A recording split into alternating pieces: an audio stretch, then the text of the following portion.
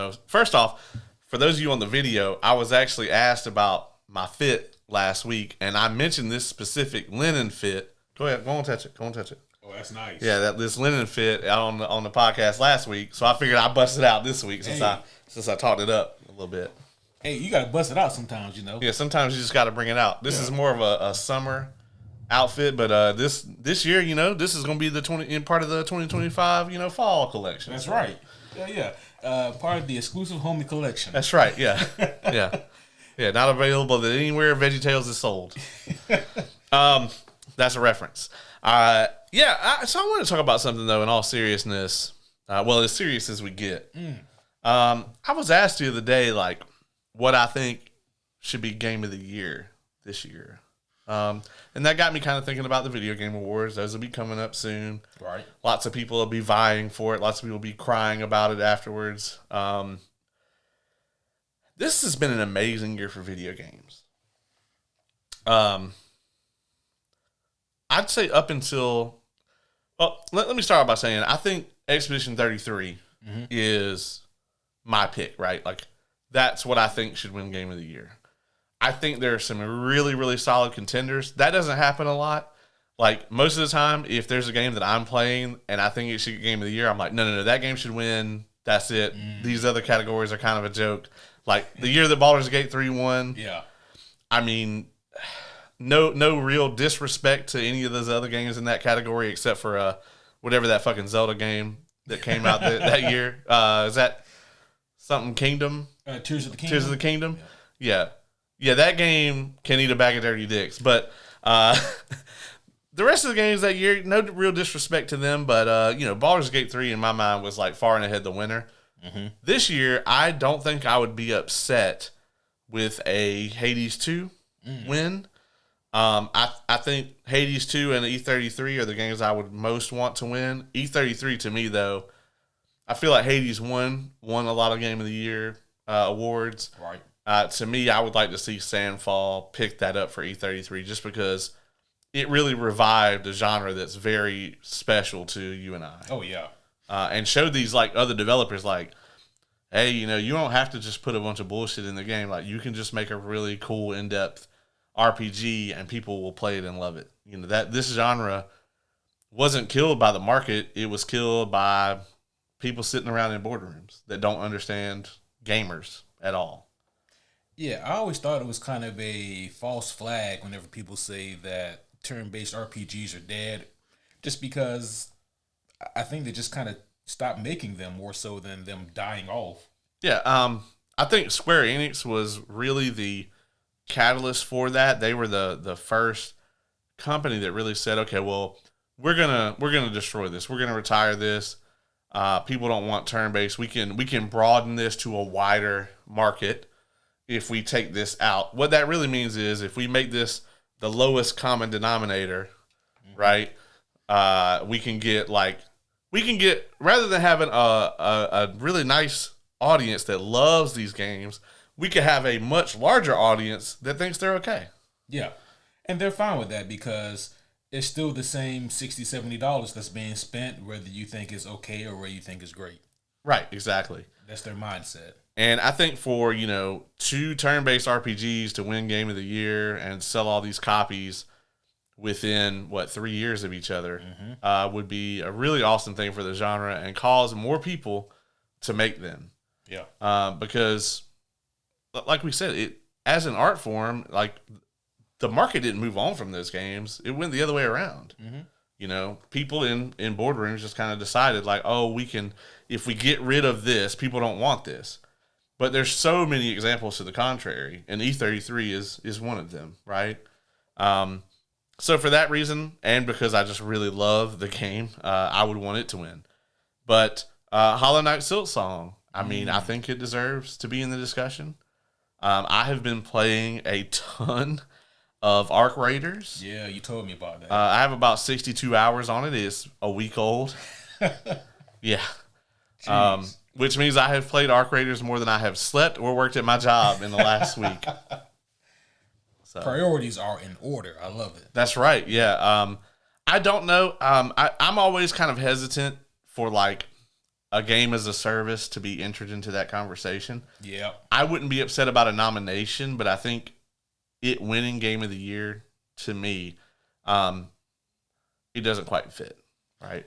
I understand. It's going to be always hard for me to see a live service game win Game of the Year. Right. And it's simply because, and I don't want to put live service games in a box or put them so that they have a glass ceiling on them, but a lot of times the people who are in charge of the people who make those games put them in that box or with that glass ceiling. Yeah, we didn't do that. They did. Yeah, they did. And the problem is that like live service games, don't get me wrong, all video games, they're made to make money. You know, it's consumerism at its finest. Right. But the limelight is so much on them making money that sometimes they forget that these things are supposed to be fun. Yeah. That's what happened with Destiny back in the day. Yeah. When it came out, it was supposed to be this revolutionary thing, and for about 8 to 12 months, it kind of was. Right. But then people got tired of the endless grind for shit that would get them to the next step so that they can grind another thing endlessly to get to the next step. And then they realize this is a fucking hamster wheel, and chances are they're not even going to get the shit that they're grinding for. And then one day they wake up and they realize that, am I having fun doing this? Right. And that's kind of became the catalyst for a lot of live service games. And I hate that it went that way, because as a concept, it can be a tool for good, but those corporations are goddamn Sith, and it's a weapon in their hands. So, live service games, man, every time I think about them, every time I say those words, I think about the Avengers game. Yeah. That should have been great. I think about Gotham Knights. That should have been the spiritual successor to the Arkham series. You know, I think about the Suicide Squad game that I saw within like a 3 or 4 month span go from $70 to $30 to free on not Game Pass, but the PlayStation equivalent. Yeah. And I was like, oh shit, it's free, and I still don't want it. Yeah. Yeah. By the way, you know, you came up with the thing when people go, well, you stopped that, but you know, it's this version. Yeah. Yeah, man. With live service games, especially for me, it's the reason that they shouldn't win a Game of the Year award. I'm fine with like best multiplayer, and I think Arc Raiders should get that. Like, I think it absolutely should win that award. But the reason it kind of shouldn't be Game of the Year, in my opinion, is like, we all remember the huge 97. Well, we don't all remember. I'm sorry, homies. You and I remember the 97 incident. Not X-Men. The X-Men weren't involved in this. But it was Metal Gear Solid. Yep. And what was the other one? Shit. Ocarina of Time. Yeah, that's right. Yeah. And, you know, Final Fantasy VII came out like right around in that mix too. Mm-hmm. I'm not sure if it was the same year or not. I can't really remember, to be honest with you. But the way that it broke back then, all of your video game news was like, websites did exist. This is like Web 1.0 though. You guys have to remember this. Like, I remember going to like IGN back in the day, and it would be like, and Game FAQs. Yeah, yes. And they only had two colors on these websites. Like, IGN was white and red, and Game FAQs was blue and white. Yep. Yeah. And that was it. Like, and Game FAQs though kind of looks exactly like it did then for the most part. I didn't know they still existed. Oh yeah, people still write FAQs for it. Oh shit. Yeah, as a matter of fact, when I needed help in E33, I was like, fuck it, I'm going for the full nostalgia effect, and I went on Game FAQs and decided to look it up. Wow. Which was hilarious. But yeah, it still exists. It's still a thing. People still use it to this day. Amazing. I'm going to have to use it now. And it looks just like it did in like back 97. In 97. Yeah, back in 94. But yeah, those two games, I mean, it's like everything broke one way or the other. It was like a dead even split. And here's the thing though, I can go and get, even if I have to use an emulator, right? I can go and get Metal Gear Solid as it was in that year. Yep. I can go and get Ocarina as it was. And the reason a live service game to me should never win a Game of the Year is because you can't do that. Right? You can never, if they decide, if the devs for Arc Raiders decide tomorrow, you know what? This game's not making enough money. we're gonna put where you can spend like $5 and get like a loot crate, you know, and just see like, and then we'll, all right, well, we want nobody's buying that. Well, all right, well, we'll make all the enemies harder so people lose all their stuff, and then they're like, well, I'll spend the $5, and then 6 months from now, like right now, I'm having a blast with this game, but 6 months from now, due to the choices of the game company, I may not, Yeah.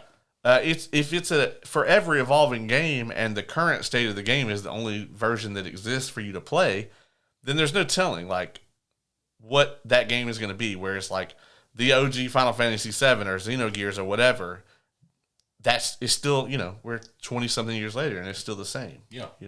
It may have been remixed, remastered, whatever. You might play it on different platforms, but you can still go and access that original game. And for that reason, I just don't think that they should win Game of the Year. But something like Best Live Service Game or Best Multiplayer Game, by all means, like I'm up for those categories, Yeah. And I think that those games should really stick to those type categories, Yeah. Sometimes segregation isn't all bad. I need you and the homie Kevin to get on this. Arc Raiders with us. I know he's about to get married, but like I said, priorities. Yeah, I know priorities. Get your priorities straight, Kevin. Come That's on. right. Yeah. Get it together. If he's not gaming on his honeymoon, then I can't imagine what else he'd possibly be doing with his time. Right, yeah. Like what are you doing with your life? Come on. Yeah. I mean, he could be reading like a graphic novel. That's true. That is true. Yeah, he could. Or some floppy comics or something. Yeah. That's what I do. So, yeah. Newlywed stuff. Yeah, of course. Yeah, I mean, so what else would people do on honeymoons? Just those two things. Oh yeah, I mean, and eat honey while looking at the moon. Oh right, the moon is beautiful tonight. By the time anybody hears this, it'll be too late. But it's a nice real full moon out there. There was I guess before we move on from that, I still need to beat E33. You do? I think I'm just at a point now where I'm just going to start over. Oh yeah. And it's not because I don't remember like what was happening in the story. It's just because you want to be traumatized all over again. I think because I fucked myself just with the way that I progressed throughout the game. I got really, really, really good at parrying and just really, really patient as well. And that's actually a recipe for disaster in E33 because I made it to the third act and I think I hit level 39 or 40. And apparently that's super on the level for this part of the game. And then I wondered why I couldn't beat shit in the third act. So I think I kind of walled myself off. And I could probably go and find a spot to grind and never leave that area until I can beef my characters up. But it may just be easier if I just start over with greater knowledge. I don't know. I will say that there are a couple spots in the game where I did stop and like grind a bit and do some side quests and stuff. When the third act opens up, though, there's a ton of side stuff to do. I know, and all of it kicked my ass.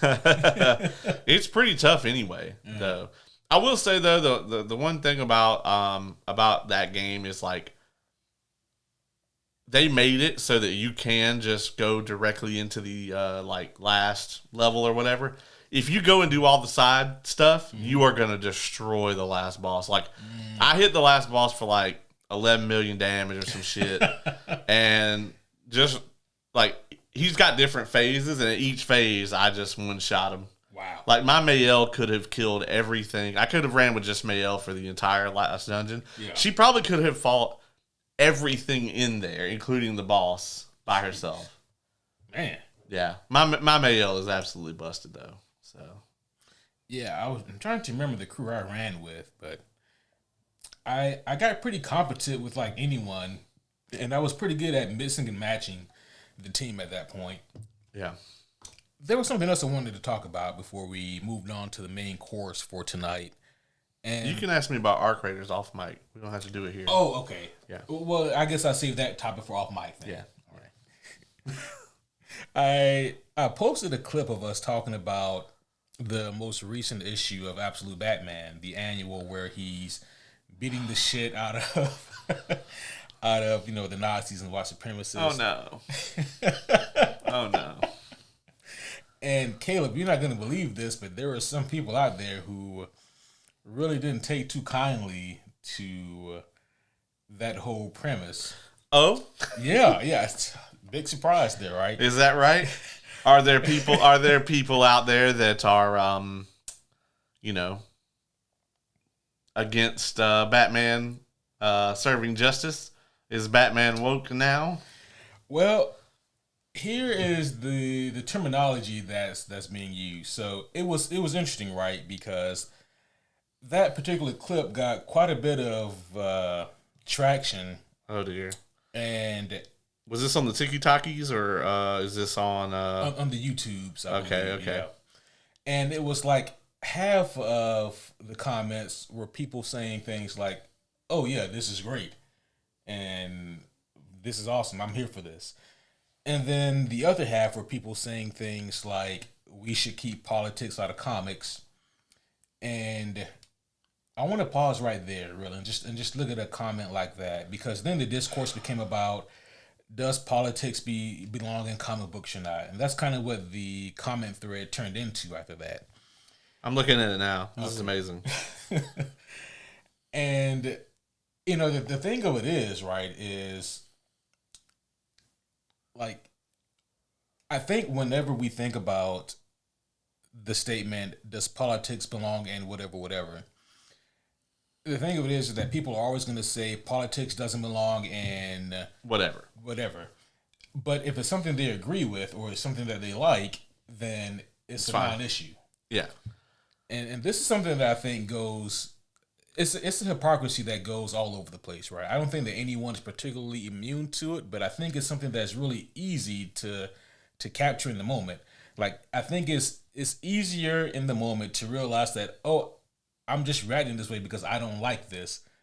It's easier to catch yourself in that than it is with maybe other things.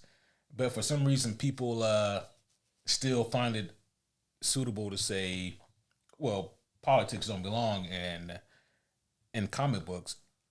But it's like, I think the comment thread went on to say things such as, well, Captain America has been beating the shit out of Nazis since, since the 40s. Right. Is that problematic? And if so, then what's the difference between Batman beating the shit out of white supremacists? Yeah. Also Nazis. Yeah. Basically. Same shit.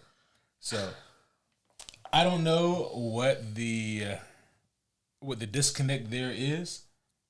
And it just never puts you in a good light when you disagree with seeing Batman beat up evil people. Like, so you're fine with seeing him beat the shit out of the Joker, who we all agree is evil, but when he beats the shit out of somebody else who is also pretty evil, objectively evil, yeah. Well, it's an issue. Here's the thing, man. You started with Captain America, and then like the next we sent Batman.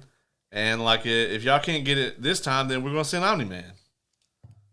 Shit! And he's not gonna beat them. He's just gonna kill them. He's just gonna kill them. Yeah, mercilessly. Yeah. He's just gonna eye laser them. Mm-hmm. And what's pretty funny is because like he comes from like some space fascists. Yeah, I was gonna say like the Viltrumites they're not against eugenics. Right, yeah. They almost eugenics themselves into oblivion. Yeah, right? Yeah. Yeah, they're kind of like the poster children for like why it's a really terrible idea cosmically. Right. Holy shit. But, on that note, I want to add that the thing about it is, if your art, right, and that's what all this is, video games, comics, music, whatever, and that's always the subject, right, is it's always like, oh, my such and such art, I don't want politics in my art, whatever. The reason you don't want that is because Batman is somebody that you've probably your entire childhood looked at and gone, oh, this is like a beacon of good or whatever. And now you've been propagandized to the point that, like, your brain can't, like, comprehend that this beacon of justice really hates these people that you have, like, sort of aligned yourself with. And, it's hard to reconcile that. So you just go, well, I don't want politics in my whatever the art is. Here's the thing. If your art doesn't imitate life, then it ain't shit. Yeah. If it's not about something, and people will say, oh, well, this has messaging. We all can name 50 instances where the messaging has ruined something, right? And it's not usually because of what the message is. it's usually because of the way that whatever that art was constructed. Right. And I mean, shit, some of those we may even be talking about here tonight for our main course. For sure. You know, and I agree, like, and you as well. Like, when you go to construct a story, the story itself, the characters should come first, but your art should still have some substance in it that reflects real life. Yeah. That's why, you know, I always take a great amount of umbrage with it when somebody's like, oh, they put a trans character in this, or, you know, they put an Asian character in this. And it's like, yeah, well, those people exist right. in real life. And so for them to exist in your art should not be an offense to you. As a matter of fact, it is a credit to the art that it does reflect real life, because that is what art is, right? That is, art is a human being taking their experiences and their, you know, their feelings or whatever, and putting that into a work, right? They're expressing themselves. And so, yeah, obviously that's going to reflect the world that we live in. And if it doesn't, then it's probably just kind of some cheap, you know, dime a dozen churned out for money kind of thing. Like, I mean, I hate using this example every time. I fucking love Top Gun 2. I think it was a great movie. But you can't tell me that somebody didn't sit down and go, okay, we got to take this out. This offends someone. This and not even on like one particular side of the aisle politically either. It's like across the board. They were like, oh, no, that might offend somebody. Right. Can't put that in there. Yeah. You know? We want to release this movie in China. Yeah. Yeah. It's like, the movie is just like thoroughly scrubbed for anything. Even really a sense of like patriotism. It really you is. know, for like a American war film, there's no shots in there of like the soldier staring longingly at the waving American flag or any of that shit, you know. The movie didn't even go full America, you know. You know, and that's a good point. That's also a testament to just how good that story was, that a lot of that is easy to overlook. Like, if we weren't the type to look at movies with a critical eye, it would be easy to overlook the fact that the enemy in Top Gun Maverick is nameless and faceless. Yeah, nameless, faceless. They make really, like, they're very, very careful to make sure that you can't tell what country the mission is in.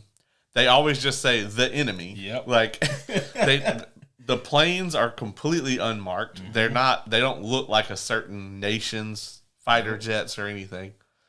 It's it's really, really boiled down, you know, to where you just nobody would be offended by it, you know? And that's fine, I guess. It bothers me that the movie does it, but the movie is so strong and well done that I can overlook it for that movie. But, like, I don't need, like, 20 different films trying to do that, because I guarantee you they are not going to pull it off. No.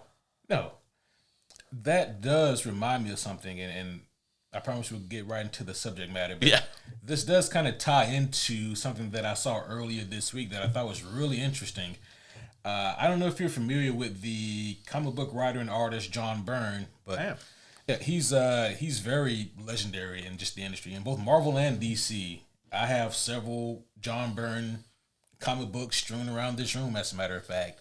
He's, you can't say his name and not say legendary comic book creator at the same time. Right. He's one of those. He's up there in that upper echelon of legendary creators. But there was something about him that I did not know, and that was his political leanings, particularly that for Superman. So with John Byrne, he is interesting in the case that apparently, unlike most comic book creators, he was more right-leaning than left.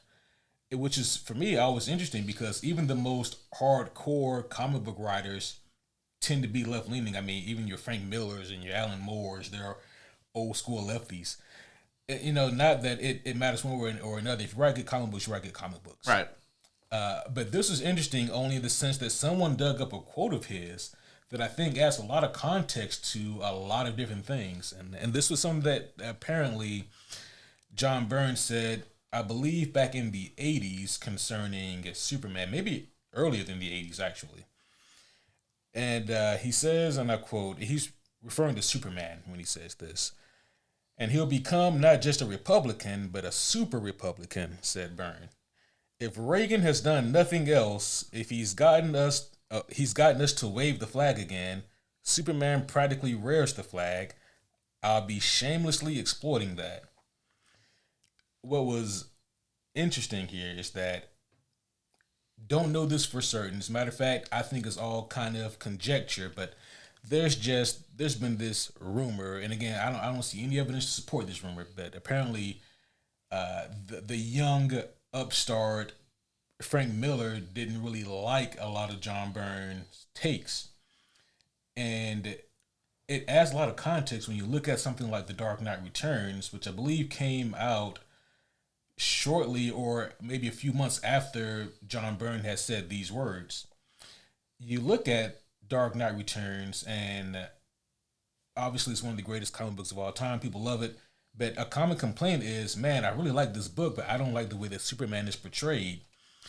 And looking at it now, I think that Frank was really just playing up how John Byrne ultimately was trying to portray Superman, and just putting it right there in the limelight, because that's how Superman was kind of being portrayed. Like, there's even the shot in Dark Knight Returns when Superman is standing there chopping wood, and then like an eagle lands on his goddamn his arm. Yeah, and he goes to the president in The Dark Knight Returns, and it's clearly Reagan. Clearly Reagan, and the president says, "I need you to go handle this Batman problem in Gotham," and basically without a second thought, Superman obliges and does it. And in so many words, it just seems like Frank Miller was maybe not taking shots at John Byrne, but basically portraying Superman to be like, this is who you guys kind of made him to be, so this is who I will portray him as in this book. Yeah, I mean, I completely can see that way of looking at it. The way that I always kind of thought about it was, this is kind of both of these characters, if they were to continue to sort of evolve in their direction, because obviously like a young 20, 30-year-old Batman, this is like a guy who believes he can make a difference, right? And there's a lot of people in our world that are very much like that. I mean, even ourselves, even though, we are still on the younger side, may not feel like it, but, I think that we could both say that, 15 years ago, we were a lot more optimistic about the world than we are today. Right. You really think that things can change, and that and they can, but you think that they can change more rapidly than they do. I think your faith in other humans to make that happen, is a lot more when you're in your 20s. Whereas, like, in your 30s, you're like, well, this is kind of how shit is. And, like, as you get to your late 30s, you're like, I guess I'm just going to have to make the most of how it is, Hopefully you look at it like that. Right. So, like, with Batman, for me, it's like, as he gets older, his mindset is going to kind of veer towards, okay, well, I thought I was going to fix up Gotham, but it's still pretty bad. It's always going to be this way, It's like the criminal's going to keep doing crime, and I'm going to keep beating the shit out of them. And, I may not be changing anything, but it makes me feel good, so. Yeah, yeah. And with Clark, it's kind of the same way, where it's like, you could just see him becoming more and more of a pawn of the government. Mm-hmm. And it's interesting that they made Doomsday Clock such a Superman. Like, Doomsday Clock Superman is kind of the opposite of Dark Knight Returns Superman. Yeah. And I always thought that, too, like, in the original Watchmen, like, the U.S. government really wanted Dr. Manhattan to kind of be what Superman is in Dark Knight Returns. Yes, yeah. So that's why I really love that they chose to pair those two off, right, as like the centerpiece of Doomsday Clock. Yeah. So. Yeah. With all that being said, folks, I don't give a shit what you do with your politics. Just make good stories. Yeah, man. I'll add. Fuck it. There's not a lot of great right wing art. I'll just say that there just isn't. They have Doesn't Ben Shapiro have like a movie studio or something? I was absolutely going to bring that up. If you don't believe me, go look up that movie that the Cara Dune actress or whatever. Yeah, Gina Carano. Gina Carano was in. Go watch that movie and tell me if you think it's awesome. It's really terrible. I got one of those thoughts that I know I should just delete, but I'm going to say it anyway. We're not going to. No.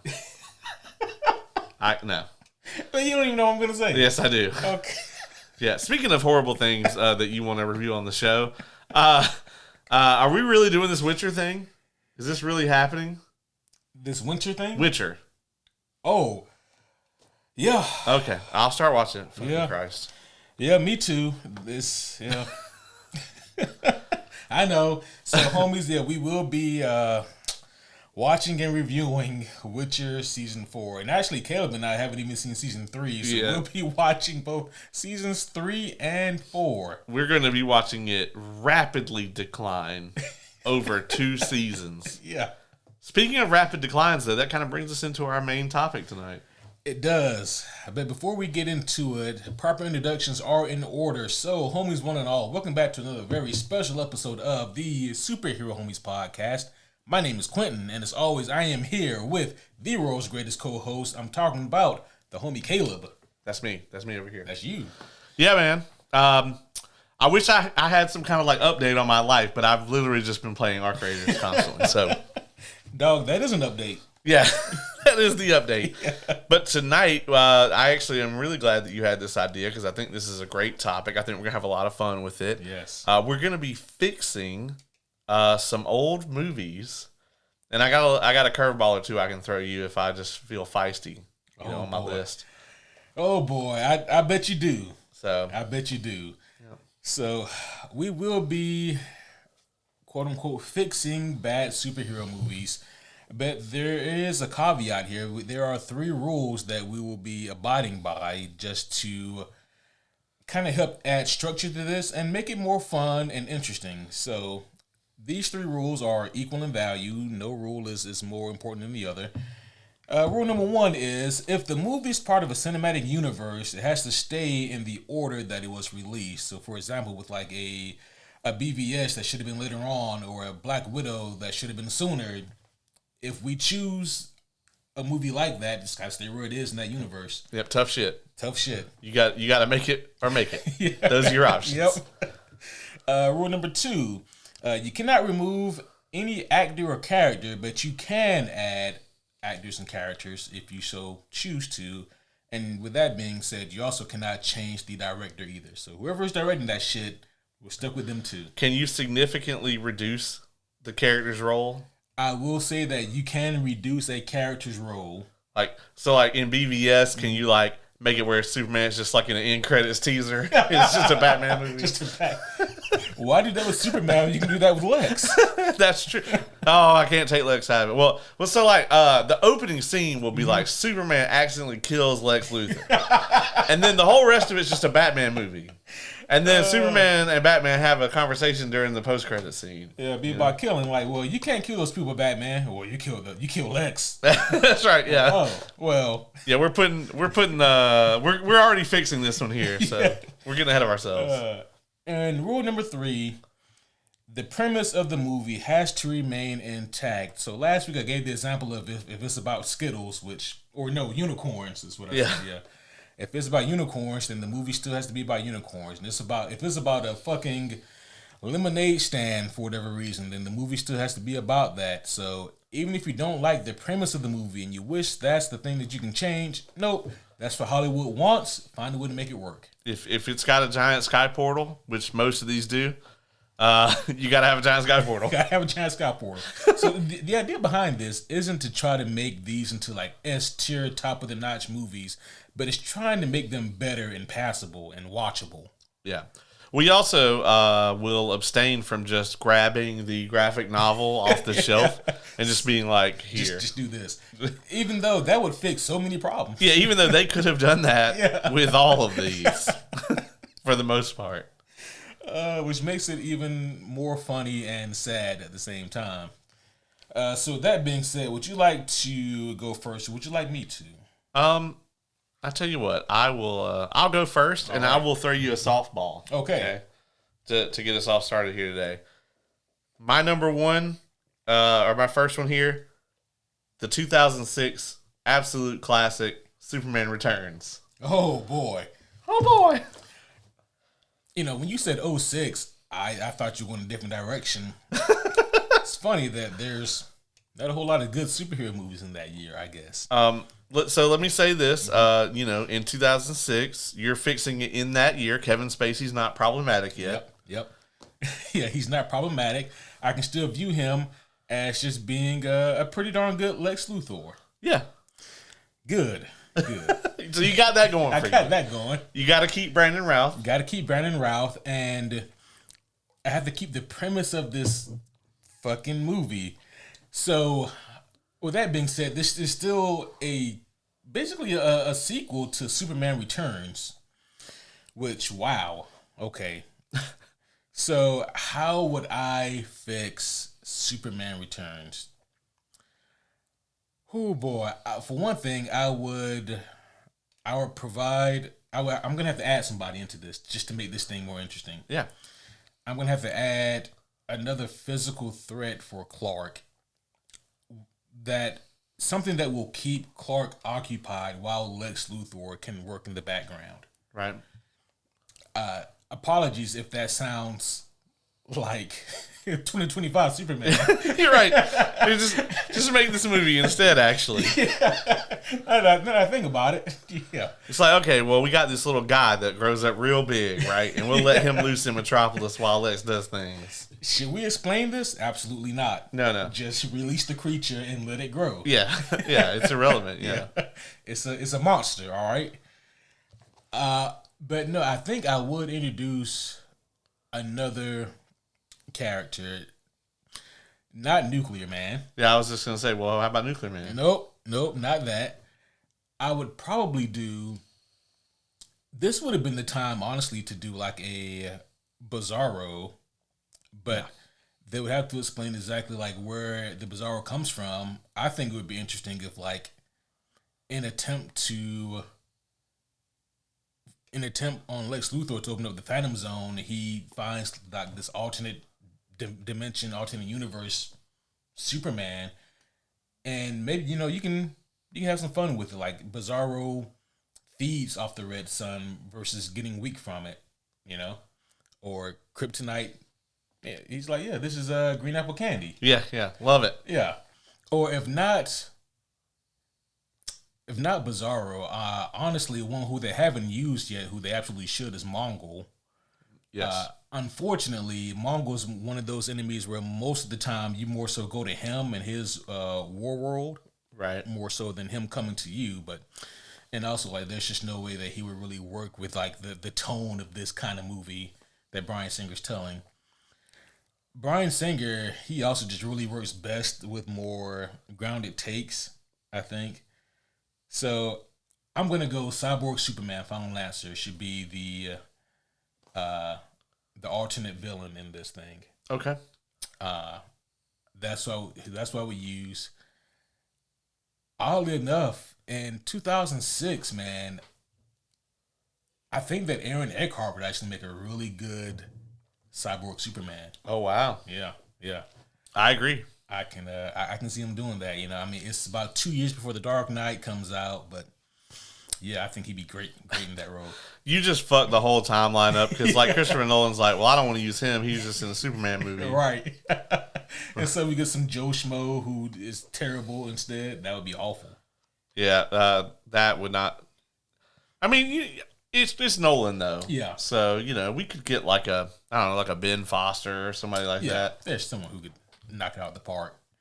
But no, I would have Aaron Eckhart be my Cyborg Superman, and I think that he would be like the main focus, and you can kind of combine Cyborg Superman and Metallo, because when I was a kid I always got those two confused any goddamn way, right? And just say that he was in a space accident, got exposed to some shit, got sick, dying. Lex Corp takes him in. Lex sees this an opportunity, Bada bing, bada boom. You have your cyborg Superman. Lex points him at Superman. Hey, he could have saved you, but he didn't. Yeah. You know. In the meanwhile, I really want to just get rid of the goddamn Kryptonite Island. Right? But I can't. And I also can't get rid of Clark's kid either. The not John. Yep, the not John. Whoever that kid is. Yep. The adopted Yep. super kid. Yeah. And I really wish that I could just completely take fucking James Marsden out of this so he could actually have a role in Last Stand. Right, yeah. You know, but I can't do that either. So, yeah, he's still stuck being the stepdad in this instead of being Cyclops. Yeah. Well, he got to meet Sonic later, so. Oh, that's true. But I think that adding Cyborg Superman fixes a lot of this. I think that it takes a lot of the boring shit out. Yep. And it gives us fight scenes. Yes. Which I don't know if you know this or not. There's not a whole lot of those in that movie. Do you want to keep the slow motion Gatling gun bullet, terrible CGI bullet that just kind of bounces off his eyeball? I would keep the Gatling gun scene, take out the slow-mo bullet. Okay. They showed that in the trailers like 6,000 times. Bro, I knew we were in trouble when they presented that as the money shot. Yeah, I was like, yeah, we know. Like, yes, we know all of him is immune to bullets. Yeah. We get it. We were aware since like 78. Right. I think those would probably be my main changes, honestly, because it's not that I think that Brandon Routh did a bad job in this thing. I would like to just add like maybe a human conflict in there for him as well. Right. Like maybe at first we see Cyborg Superman doing the shit that maybe Superman didn't, or at least it's portrayed that way. Right. You know, and maybe you start to see like the public side with this new and improved Superman in this case.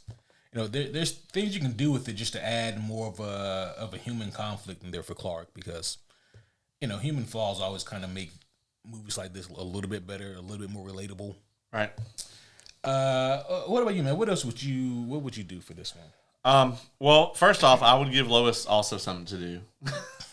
Yeah, she don't have. Well, she's got to watch her kid. She is tremendously forgettable in this movie. Who was she played? I can't even remember. That's what I'm saying. Like I can't even tell you. Yeah. Let's see. Superman Returns. Yeah, cast. Kate Bosworth. Oh, that's right. Actually played her. So that's right. Yeah, no, she doesn't have much to do at all. Yeah, I would definitely give her something to do. Obviously, like going in with your story there and the way that you were going to take it, like if Superman is fighting Cyborg Superman in the A plot and Lex Luthor is using this as a cover to do all the B plot shit, well, somebody's got to figure out that Lex is doing all that. Yeah. And so that's what that can be Lois's arc, you know. That would be excellent. So, yeah. You know, it's almost like there are a few comic books that go that way. Yeah. Right.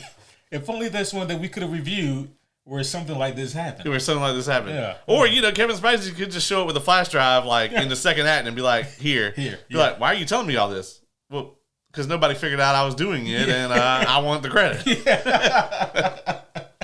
Give me my goddamn credit. Give me my credit. Yeah. Oh, yeah. Oddly enough, man, I think that, like, just those changes would be wonders for that movie. Yeah, we could at least bring it up from like a 4 to maybe like a 8. I think so. You know? Yeah. And who knows, like, if that had happened, there's a good chance the way that DC wanted to do things back then, we probably would have gotten like a Brandon Routh and Christian Bale team. Oh my God. I'm not saying that we want that. So, like, Batman Begins Christian Bale looks like he would beat the shit out of Superman Returns Superman. He does. He was so swole for that. Oh, yeah, he got...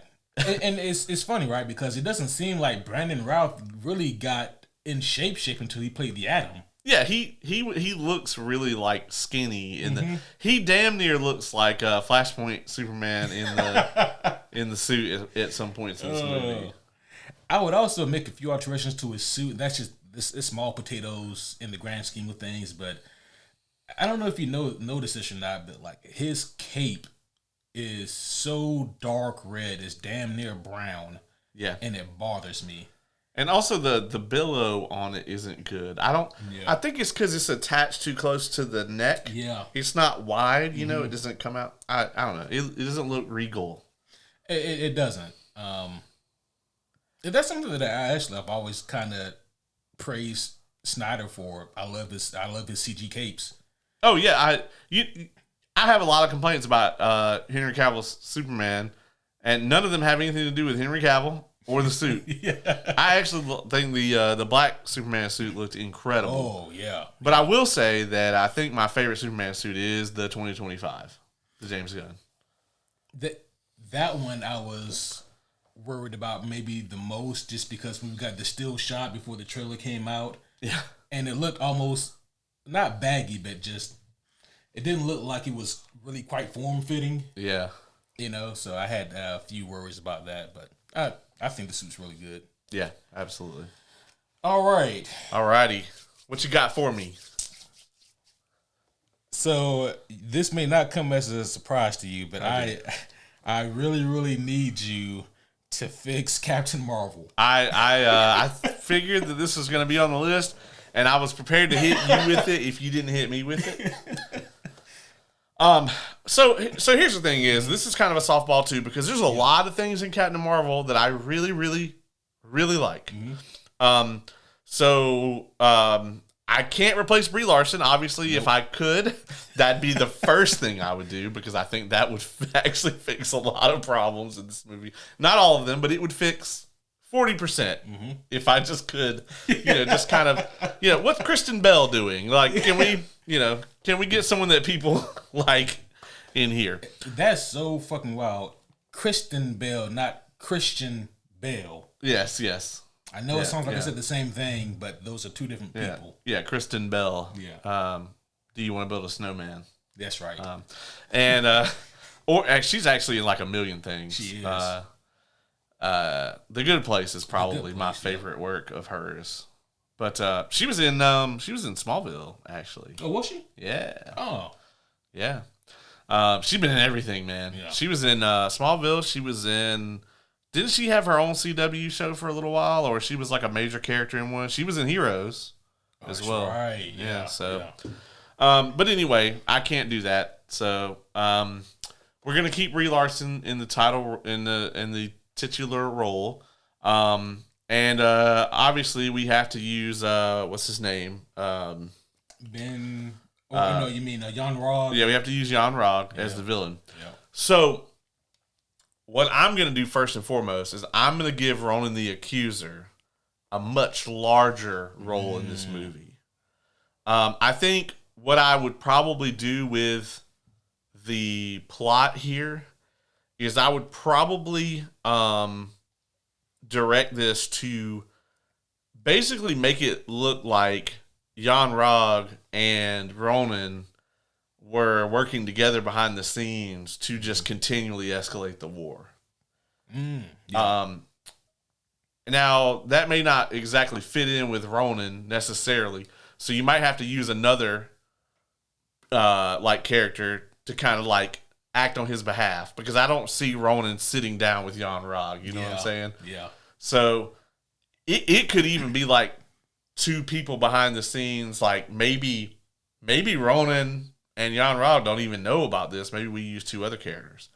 Or, at this point in the Infinity Saga, they even could have got Thanos involved in this. That's what I actually had in mind. It's like maybe Thanos is manipulating both of them into just escalating this war and keeping it going for whatever reason, And I would even take it so far as to, like, if you don't want to have a lot of Thanos in this, which I understand, you can use more of the Black Order, because we don't get a lot of them in the other movies. Yeah.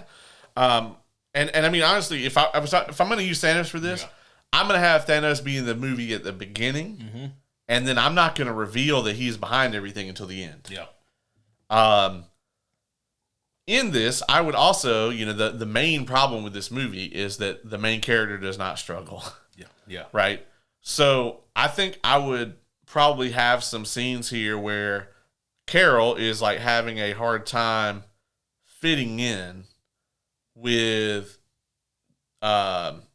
like the various cultures, right? She's having a hard time like finding her place, basically. Almost a Superman type situation where it's like she's trying to find somewhere that she fits in, even though like essentially she's like displaced, right? She ends up here on Earth and doesn't quite fit in because of how powerful she has become, kind of situation. I would up the amount of Fury and Coulson in this movie significantly. I might even give them like a buddy cop B plot that takes up quite a bit of it. Right. And then I would also, you're not going to like this, but as far as like Marvel goes, I think I would either like, I'm fine with her having the kind of elderly-ish fighter pilot type mentor situation. What I wouldn't be fine with, or what I'm not fine with, is what they actually did, like where they just kind of stuck Marvel's name on this lady. Yeah. So I'm fine with her character staying in the movie. I would rather take Marvel's name completely out of the film than what they did. Or, like, so much of this story in the actual movie we don't see. Right. We're just kind of told. We're just told. We're not really shown. Yeah. I think if you really want to make it more personal, just have Carol reflect on, I had a mentor, Marvel. He was killed by Thanos. Right. Yeah. I think that's, quick, easy, and it gives her a personal connection after Thanos. Yeah, I mean, honestly, if we're going to do the, like, Thanos in the background shit, too, you can always have a situation where, like, okay, well, maybe Marvel found out about what he was doing, and then Thanos put a stop to it. And after that, like, he found somebody else, Jan Rog, who was, like, more than willing to, keep this going. And you don't have to shit all over Jan Rog as, like, a character in order to do that either, because you have to remember that in his mind, he's fighting the good fight against the Kree. Yeah. So for him to escalate the war on, with the gifts of this, benevolent, other party, right? That to him is like he's like trying to save his people, or he's looking out for his people. Even though it's actually like just warmongering, but that's what they always say. Yeah, that's what they always do. So, but those are the key ways I would fix Captain Marvel, and I think, actually having those reveals in there, having the emotional weight of Carol, like actually finding out that she's been on the wrong side of this thing the whole time. Maybe we even have a Sally Field guest star, spot the whole time. I think all of that would definitely help here. I think you put Thanos in the movie at least a little bit, especially given where this movie took place. Absolutely. In the timeline, like let's reveal a little more of like pre-Infinity War, Thanos. So those are the main things I would do to fix it. You got anything else? There's so much to fix in this movie. Yeah, I love your premise. You also have to do something with the scroll, because the scrolls. Oh yeah. Again, they have so much potential. It's crazy how Marvel fumbled them twice. Yeah, it's even to the point where if you go back and look at Captain Marvel, which I don't recommend, but if you do, in the opening scenes in the movie, when you look at the scrolls, they have this evil look on their face, and they even got like the purple veins, and just they're almost feral looking. And then you see them after they reveal that they're actually the good people in this movie, and like they look completely different. And it's not a subtle thing they did there. It's actually kind of just a blatant bait switch type deal that they did that didn't really work though. Yeah. I would instead of just having them be the straight up victims in all of this, take like one of the few things that Secret Invasion got right, and then actually have that be in Captain Marvel, where some Skrulls are, trying to be good people, but other ones are very villainous. Yeah. Dickbags. I don't know who has the rights to Super Skrull, whether it be Marvel or Fantastic Four. Figure that shit out, and maybe because Captain Marvel also suffers from not having any physical threats. Right. Yeah. No. And she needs some. Absolutely. Yeah. Agreed. Yeah. I mean, I think also they need to tone down her power a little bit, and at least until the end of the movie. Yeah, I always said it was interesting. Even before the movie came out, I was worried when Kevin Feige was promoting this movie, saying that she's the strongest Avenger. Yeah, and I was thinking that she's not even the strongest Avenger in the comics. Right. Yeah. And also, he's never spoken about who the strongest Avenger is until now. Why is he bringing this up now? It's like, why is this being brought up at all? Yeah. This just made me think about, and this is off topic, but you heard about this Rocket Raccoon scene that they cut from Endgame where he's talking about the Chitauri or whatever? No. Apparently, the scene where they're like talking about where all the Infinity Stones are, like in the timeline, and like they, one of them is they show like the Battle of New York or whatever, and they're like watching it up on the monitors. Apparently, they cut a Rocket Raccoon scene where he's like, "You guys fought the Chitauri for 3 hours? They're like the worst army in the galaxy. All you gotta do is blow up the mothership and they all just fall over." And apparently Tony was like, "Yeah, we didn't know that at the time." That's great. I was like, "That's a great scene." That implies then that if the Guardians had been in that battle, it would have been over so fast. Yeah. Yeah. That's awesome. But no, great way to fix Captain Marvel.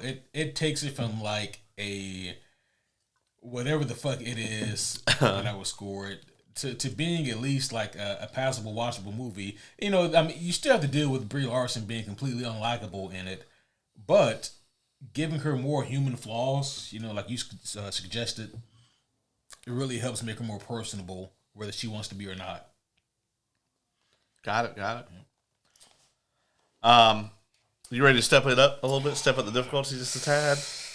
Give me what you got. Okay. The next movie on my list, I had Captain Marvel on my list too, so I would like you to fix Spider-Man 3. I had that on my list too, you son of a bitch. And the fucked up thing is, that's the only one that I didn't make any notes for. It's like Spider-Man 3, nah. We all know. Yeah. Okay. So here's the thing about this, right?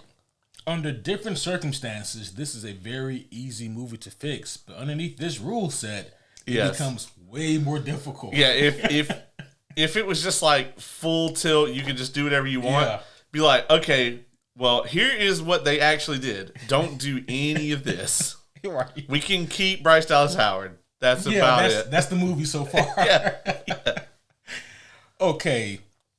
So this is difficult because Sandman, Proto Goblin, and Venom all have to remain in the movie. Yeah, you have to do the heel turn. Yep. Have to do the heel turn, have to do the full symbiote suit with Peter. You do not have to have him dance down the street. I do not have to have that. I'm definitely cutting that out. Expeditiously. With the quickness. Okay, how to fix Sam Raimi's Spider-Man 3. Alright, so I think that you're going to have to segment these villain scenes, and I would almost have this taken in a completely different approach. So I think what I would do is, at least for like the first 2/3 of the movie, I'm actually going to focus more so on MJ and fixing her in this. That's gonna be tough. You got an uphill battle. I got an uphill battle, but she's still in the movie, but I'm changing her arc in this shit. And what I mean by that is I'm going to have the movie almost focus more from her POV because I think it looks way more interesting seeing the changes in Peter from her POV. I think that she sees the new suit. Where did that come from? You don't know. Well, Peter, maybe we should check this out. Okay, it's making you stronger. I get it. You like that. I'm not going to have them break up, at least not in the beginning. Right. Because, that shit just made her look like a terrible human being. It did. They made her look so terrible in that movie. Absolutely. I want to have her be like this ride or die who is trying to get her own career on track, but is also very worried about her boyfriend. Right. I want us to see from Mary Jane's POV the changes in Peter's life. And that he's going down like a real kind of twisted path here. He's getting more violent. He's not doing singing and dance numbers. He's starting to be more aggressive even with her. And I would even take a small cue from the video game, the latest Spider-Man 2 Insomniac video game, and have Peter not even remember going out at night in the suit. Just like, I don't remember patrolling at all last night. As far as the villains go, I would, again, first 2/3 of the movie have MJ being the main focal point, or like our POV. I would also have her interact with Harry as well, because there's a strong connection there. Right. And trying to see where he's at in his mindset. And we got to do something with goddamn Harry, man. Yeah. And Sandman. And Villain. Or Venom. And Venom. I like how No Way Home had like 7 villains and managed to pull it off. Yeah. Yeah, right. It's like, and then Spider-Man will take all the villains back to his apartment. What? Yeah. And somehow the shit worked. Yeah. But no, I think with Harry, I actually have I don't pull the trigger with him immediately in like the first 5 minutes of him being the Goblin. Right. Maybe have him working on this shit in the background, and maybe him seeing this more aggressive Peter. Okay, I have even more cause now to want to stop this motherfucker. Right. Yeah, I have to stop him. Yep, it has to be me. It's got to be me. Yep, someone else would have gotten it wrong. Got it wrong. Yeah. And the way I would have this happen is Act 2, have Peter kill Sandman. And they kind of do something similar in the movie already, so, it's not that far of a reach. Have Peter presumably kill Sandman, and then maybe this is when Peter's like, okay, maybe I have gone just a bridge too far. Because I think I just killed a motherfucker. Yeah. And that's saying something, because Sandman, to me, had like the best arc in that whole movie. Right. But I don't think that ruins anything that he has going on in this. And as far as Venom goes, I think after Peter does the Sandman kill, he does the one part of the movie that I actually really enjoy, the church scene with the bell tower. There's no Reed Richards here, so this is definitely the best place to do it. Right. Get rid of the symbiote suit. You could add him. Oh, no, I couldn't, because Fox. Well, but that's not part of the rules, though. I don't suppose. I guess we could keep it that way. Yeah. I mean, Sony could just them and Fox could team up.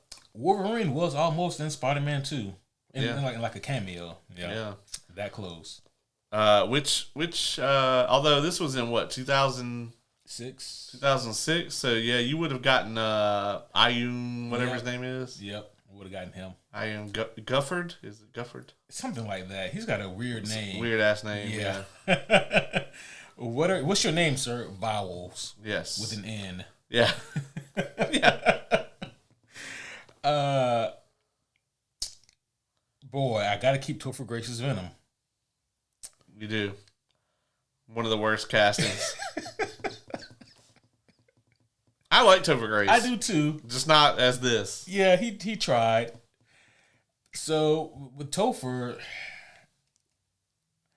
this movie's so cram packed, man. Like I can't add an hour to this goddamn runtime. Nope. So yeah, man, with Topher, he's still gonna get the symbiote. Is this the best CG that we can do for Venom in 06? Probably. Okay. I mean, it looks better than Yeah. the Superman Returns CG, and that was also 06. Yeah. That hurts. That's true. DC was fucking up even then. Dog. I mean, we had Batman Begins in 05, so. That's true. Yeah. I really always consider Nolan's trilogy to be just in its own thing. Yeah. Yeah. But I guess anyway, to wrap this up, what I would do for the third act, you still have Venom obviously being the third act with, I guess you have to bring back Sandman to show that he's not really dead. And then you still have to bring in Harry as well. It's damn near unavoidable to avoid the fucking melee at the end of this goddamn movie. Yeah. It's unavoidable. Yeah. You know? So I mean it's gonna have to divulge into this fucking waylay at the end. I guess the thing I would do though is that I would have Harry come. This is when I would have Harry come as the Goblin, whether he wants to, first of all, the fucking weird glider skater kid shit. I'm fixing that. I'm just gonna make him the Hobgoblin. Yeah. I'm making him the Hobgoblin, and he's gonna have to show up here at the end of this movie. And if he still wants to kill himself, then fine. I don't care. But I think it works best though if it's actually Sandman who makes the turn here. Yeah. Simply because he's the only one here who doesn't have murderous intent besides Spider-Man, you know. Yeah.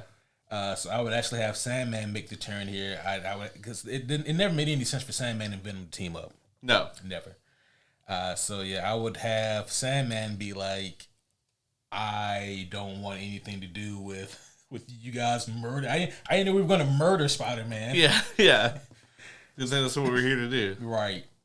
So I would have him make the turn first, and then you can do your Venom and Sandman melee in one scene, but then you have your Hobgoblin and your Peter fight scene, and then that can kind of break down into a, bro, I'm sorry I killed your dad. You know, yeah. You can do that whole thing here in sincerity because Peter no longer has the symbiote. Harry's thinking clearer now, and then maybe they can both be like, okay, well, Sandman's getting his ass kicked by the alien, so maybe we should do something. Right. Yeah. And then the way that they can end this with Harry still dying from that. Yeah, in the Venom fight. Yeah, in the Venom fight. You have Sandman blow away to a wonderful beach paradise with his daughter, and you can still have Peter and Mary break up because this movie would take them through some tough shit, but you can leave them on a hopeful note. Right. And as far as Venom goes, you never want to kill Venom, not like this at least. Separate him from the symbiote, throw his ass in jail, put the symbiote in containment. To be continued. Right, yeah. That's a tough movie to fix, man. It is. I think the only thing I would add, I think I would probably have, I like your idea of like having Spider-Man more violent with the Venom suit. I think I would actually have Eddie being like the reporter on that. And kind of have MJ being like, this guy's just like, this is like some tabloid shit. He's like slandering Spider-Man like Peter would never do that. Yeah. And she slowly comes to find out that like Eddie actually isn't doing that. Yeah. He's reporting on what's actually what Peter's actually doing with the suit on. And I think that would be a cool way to put, to give both of those characters something to do that supports the A plot. That would definitely be the move to make, I think. Yeah. I dig that.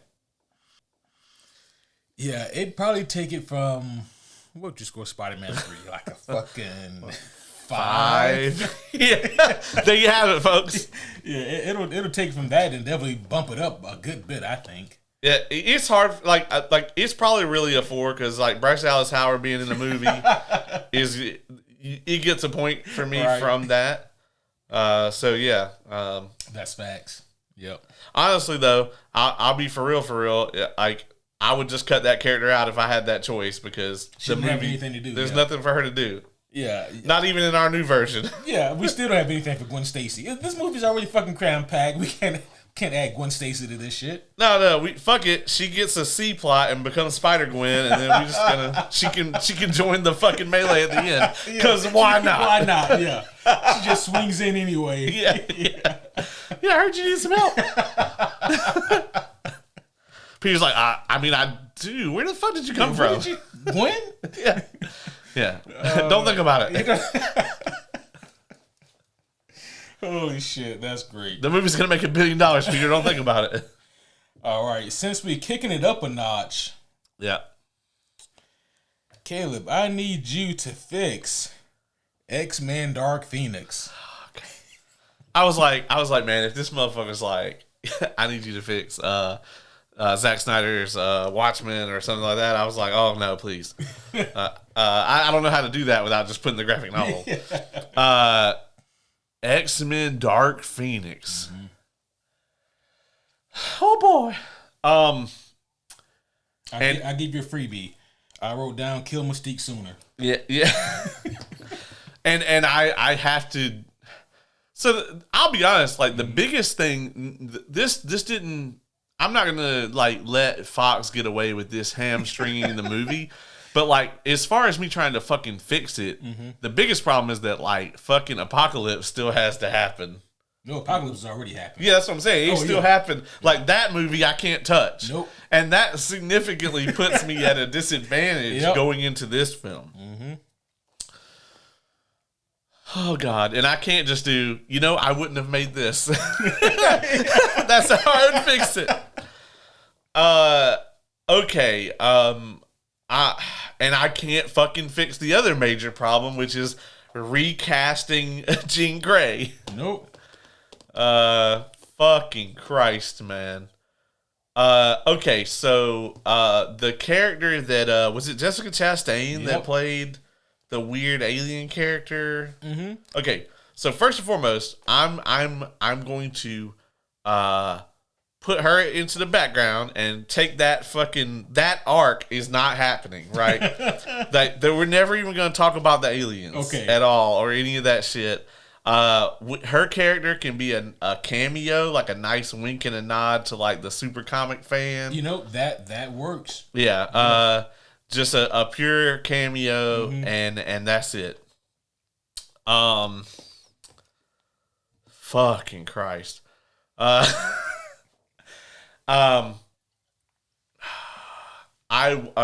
I'm also going to give James McAvoy something to do other than look like a dickbag for the entire film. Mm-hmm. So also because we don't have a Reed Richards here, I think what I'm gonna do actually is you can actually put Reed in this one because it's Fox. That's true. I could put Reed in this one, but it would be the other one. No, it'd be Miles Teller. Yeah. Well, the problem. Miles Teller ain't the problem with that. Reed. That's true, but it's what comes with that. Yeah, it's like what would come with it. Like, okay, well, you know what? Fuck it. I'm gonna have. So when after the Phoenix Force hits Jean, I will have them go back to the lab, and I'm gonna have Xavier and fucking Beast try to figure out what's wrong with her, and they can't. And so they're gonna take her to the cool ass compound thing that is not nearly as cool as Fox wanted it to be. That the Fantastic Four get at the end of Fan Force. The not Baxter building. Yeah, this is in the middle of fucking like Zimbabwe or whatever building. So he's gonna be like, well, there's only one other person that I know that could fix you or whatever that might know what's going on here. They're gonna take her to Reed, and you may be at home thinking you're supposed to fix this movie, but you know what? I am fixing it because this monstrosity that I'm constructing is still better than the shit we got, right? So I'm actually going to have the Phoenix Force activate while Reed is like looking at her, right? And then we're going to get a brief scene where Jean fucks the Fantastic Four from Fantastic all to shit. She doesn't kill them, but she fucks them up. And this at least gives us like it's like, you know, it's the scene where like Thanos came in and beat the Hulk up at the beginning of the movie, right? We instantly have some kind of stakes here in this thing. I think after this happens, I think this is where we do the Mystique death. Okay. I think Mystique, I think we have Jean, you know, we have a scene where Jean wakes up in the middle of the night at the X Mansion and she's walking down the hall, and for some reason people always leave their door cracked when they're talking about, you know, their super secret plans. And she hears Mystique arguing with Charles. And we can actually bring this full circle because of the way that they set up their relationship in First Class, right? And how it kind of evolved.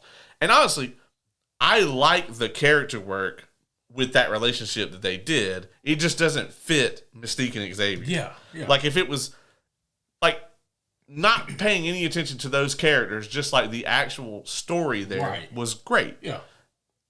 They just should have done it with someone else. Absolutely. So we're gonna since it's already there, we're gonna use it. We're gonna go full circle with that, and we're gonna have her kind of pleading with Charles, like, you saw what she did to, you know, the Fantastic Four. It's dangerous to keep her here. We have to do something to contain her, something or another. Charles won't do it. So instead of, you know, making him look like an asshole, he's like, no, we're not going to do that. She's one of our own. We'll figure out a way for her to contain the power, or like I'll train her how to control it, you know. And Mystique tries to take things in their own hands, and that's when the Phoenix Force ends up obliterating Mystique. And then at this point, you have Jean go on the run.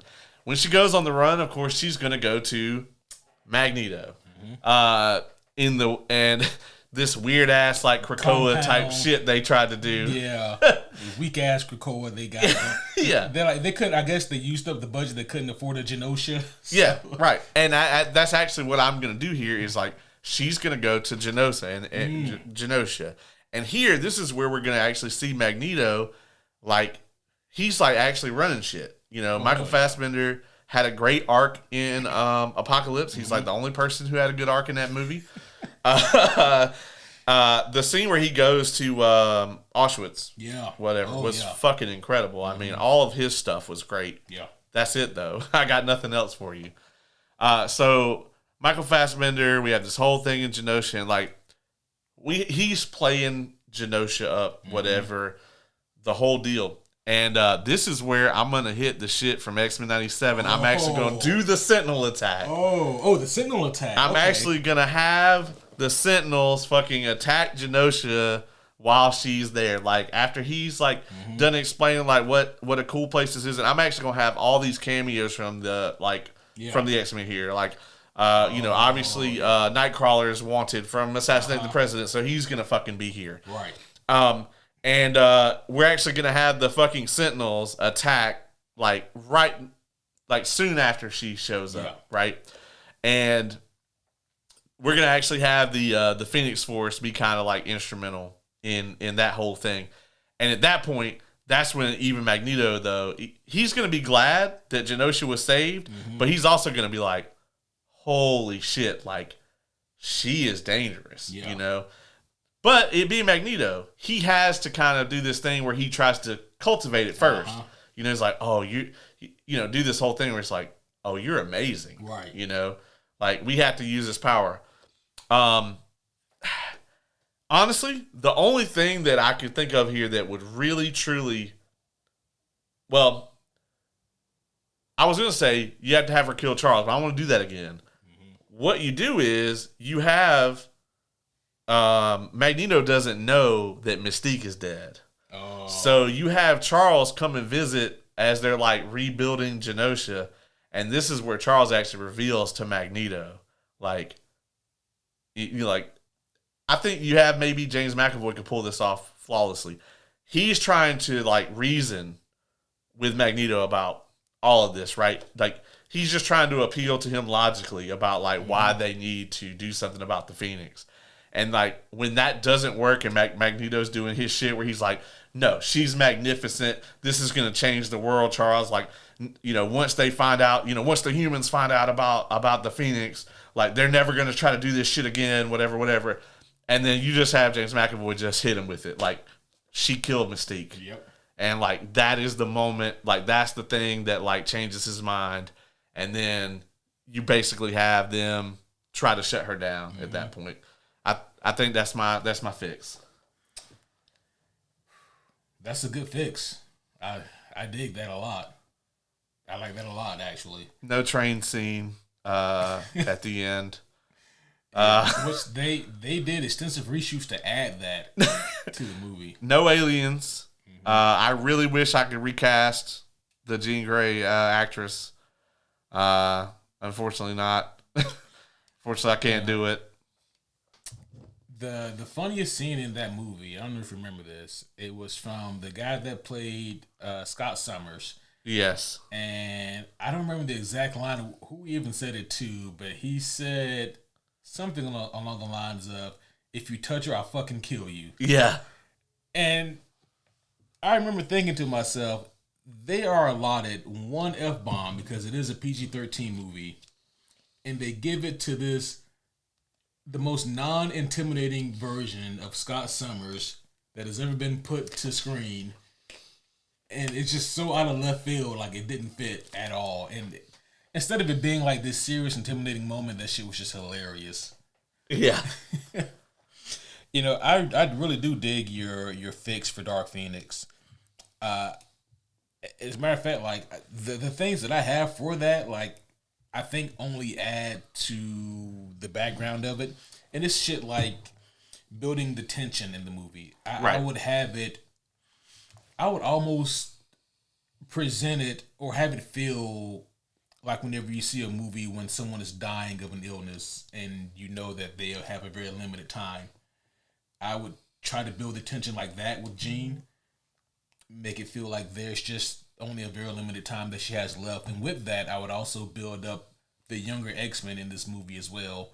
The characters like the young Cyclops and whichever other young X-Men they want to have in that movie. Just try to actually make them feel like a family unit. Right. So I was spending a lot of time with them trying to do that. And honestly, outside of like the action scenes in the beginning like you had with the Fantastic Four, I really wouldn't have focus on a whole lot of action until we get to the Genosha scene.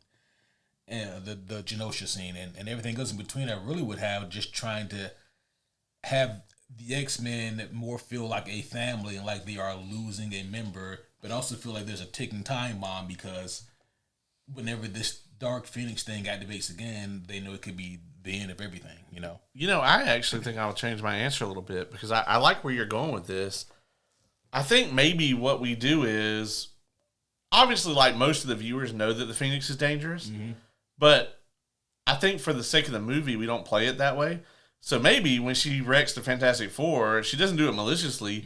It's a thing where like Reed's like, all right, well, let's see what you can do, and kind of like puts her against them in like a training scenario. And like, so she doesn't like fuck them up, but it's like, oh man, none of the Fantastic Four are really a match for her. Like, okay, well, this is serious, so you could do it that way, and where it's just like it's a friendly like training scenario, but they really show off her powers where they just can't really touch her. And then you have it kind of escalate there until she kills Mystique. Have that kind of be the first time that you see the malice of it. Yeah. So I think that works better, actually. I do dig that. Because then us as the viewers like, oh, fuck. And then when she goes to Genosha and the Sentinels fucking attack, and she saves them ultimately, you're like, okay, well, is she going to learn how to control it? And then ultimately, no. You're right. I would maybe also have her snap incidentally before she goes to Genosha. Just have some kind of incident happen that would cause the government to send the Sentinels to Genosha. Yeah. When she's there. Like, oh, well, we could take her out of the Xavier's Institute, but if she's going to Genosha, we can just get rid of all those dirty muties. Yeah, every last one of them. Yeah. The only other idea I had, this is before all the amazing things that you just added to this, but I was gonna add Sinister. as the main threat. After they fucking teased us for 29 movies Right. and never. So they still haven't used Sinister. Still. To this day. Kevin Feige's going to go to his fucking grave like, no Mr. Sinister. I think Marvel's going to pull the trigger on that for sure. I think so too. Absolutely. How many do you think we're going to have time for? We're about an hour and a half into this. Yeah, what do you want to do? One more piece? One more piece? Okay. It's my turn? Yeah, because I gave you Dark Phoenix, so yep. All right, so I have all right, I'm going to let you choose, okay? So for the highest difficulty here, I have a movie that is very insanely difficult to fix without you just whipping out the graphic novel and being like this, or I have a curveball I can throw you, and I will let you pick which one. Okay.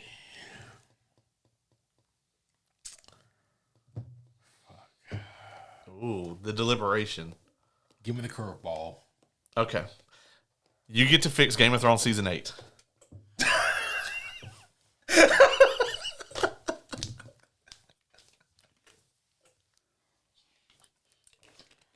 I should have picked the other option.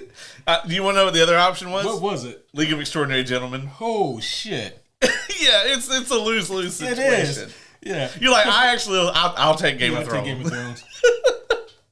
Because otherwise, I would just say, I'll call up Alan Moore. You just have to write a brand new movie. Right. Hey, hello, Mr. Moore. If you could fix League of Extraordinary Gentlemen movie, what would you do? I mean, that's damn near like if they just like released Mortal Kombat Annihilation and said that it was a G.I. Joe film. Right. Like, I understand his bitterness, but I mean, he just never let go. Okay. Wow, so I have to fix season 8 of Game of Thrones. Yep. Sure do. Oh. Same rules. You can't fire Dan and Dave. Shit. You can't you can't like recast anybody. Although that wasn't the problem. That's not the problem. The casting was great. Yeah. All right. So, how much of the story am I allowed to change here? You can change whatever you want as long as you don't like delete anybody. Okay. Well, the show deletes plenty of people. All right. So, first of all, I believe it's episode 3 where we get the big battle at Winterfell. I mean, episode 3, right? Yes, with the long night. Yeah, the long night. Yeah. I'm making it possible so that people can see the fights. Okay, some stage lights. Yeah, getting some nice high quality stage lights going on here. Then I'm gonna do this crazy thing where I have Jon Snow and the Night King actually fight. So you're gonna keep that in episode 3? I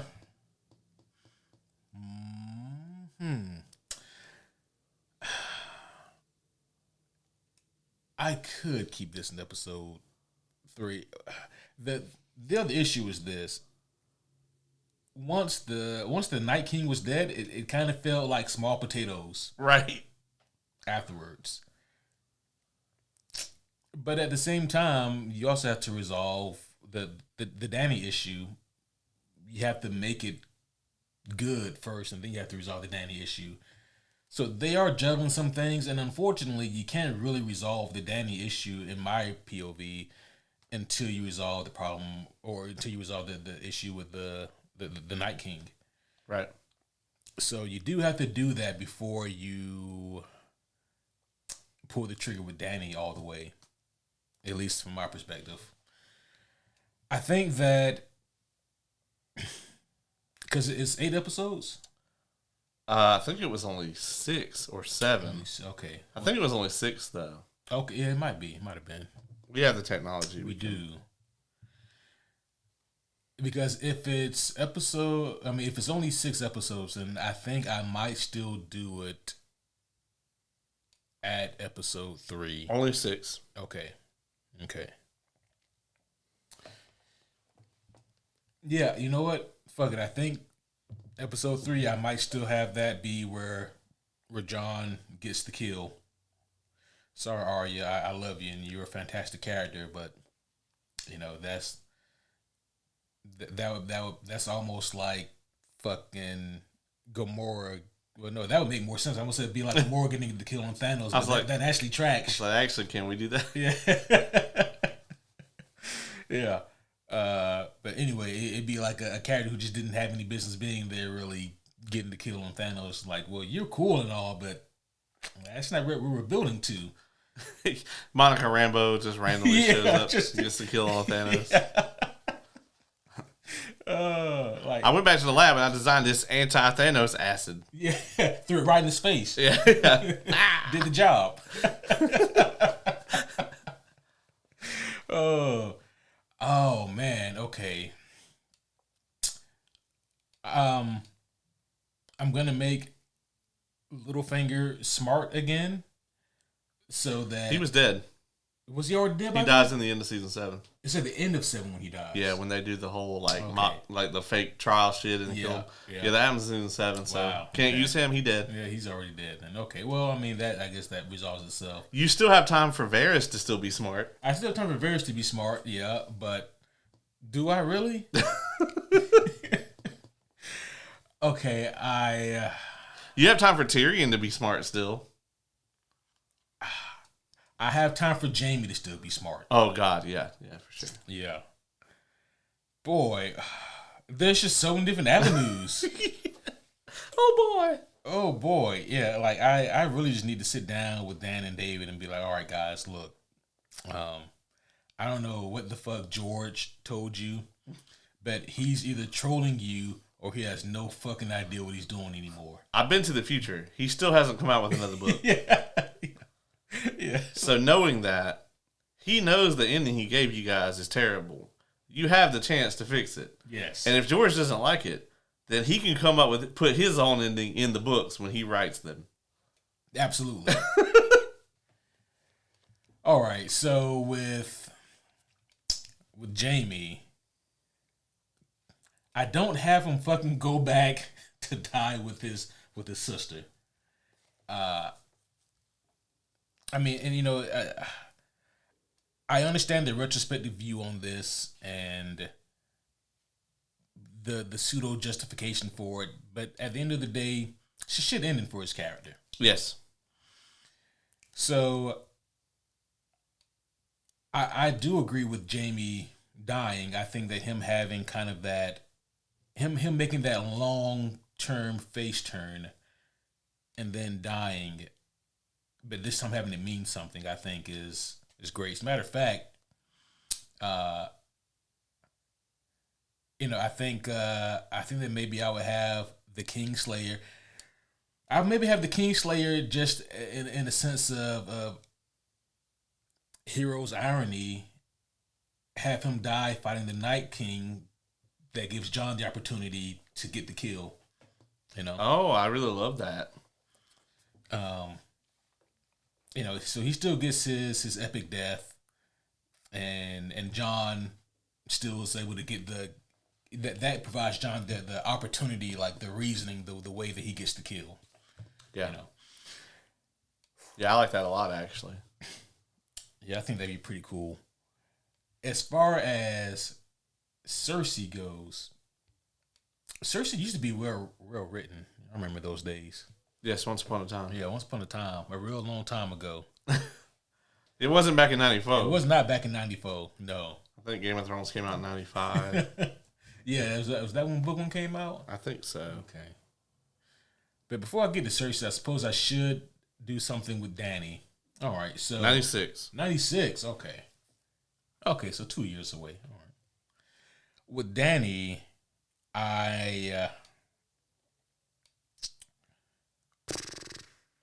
okay, boy, there's so much that needs to be fixed here. All right, so It's so much. It's so much. Okay, so first of all, what were those ballistas called? The Scorpions? Yeah. Okay. All right.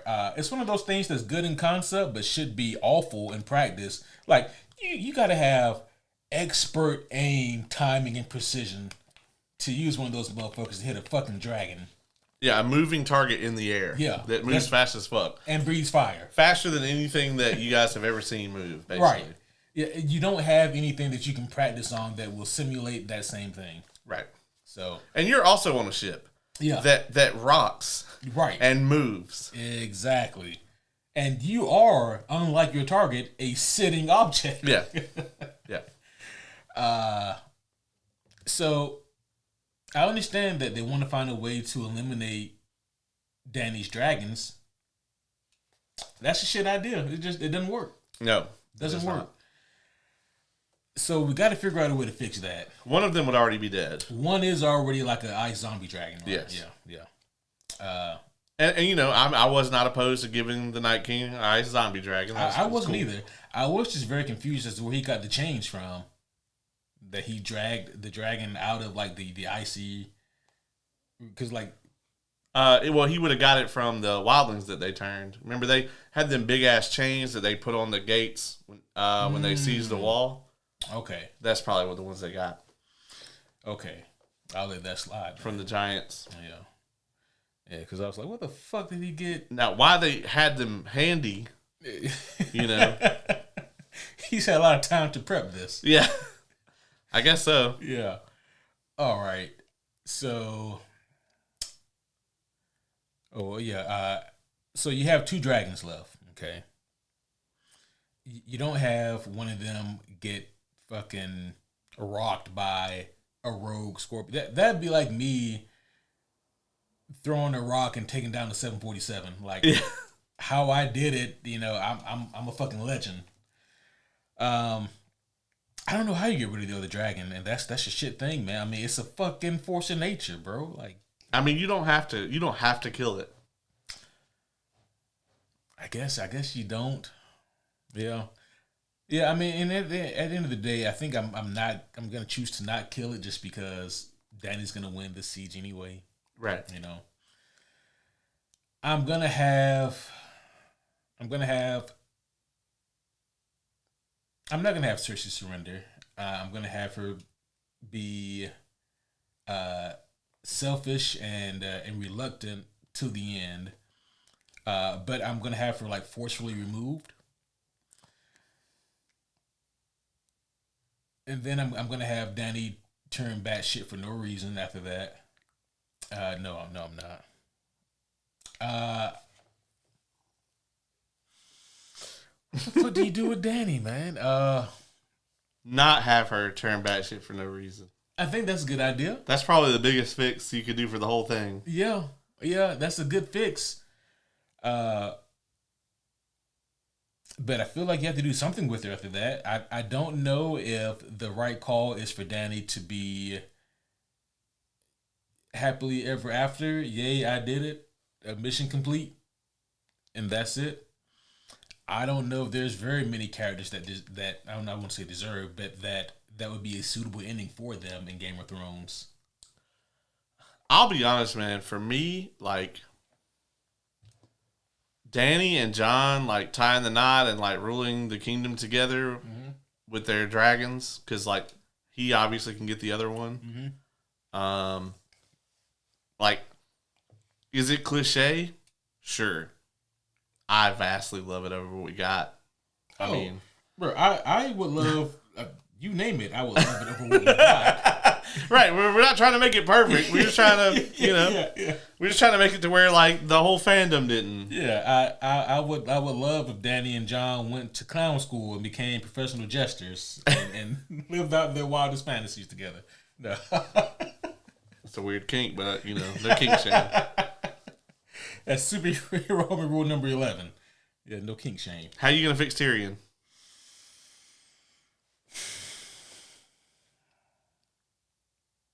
He hasn't come up at all. He has not. I'm going to have Tyrion be the reason why Cersei steps down eventually.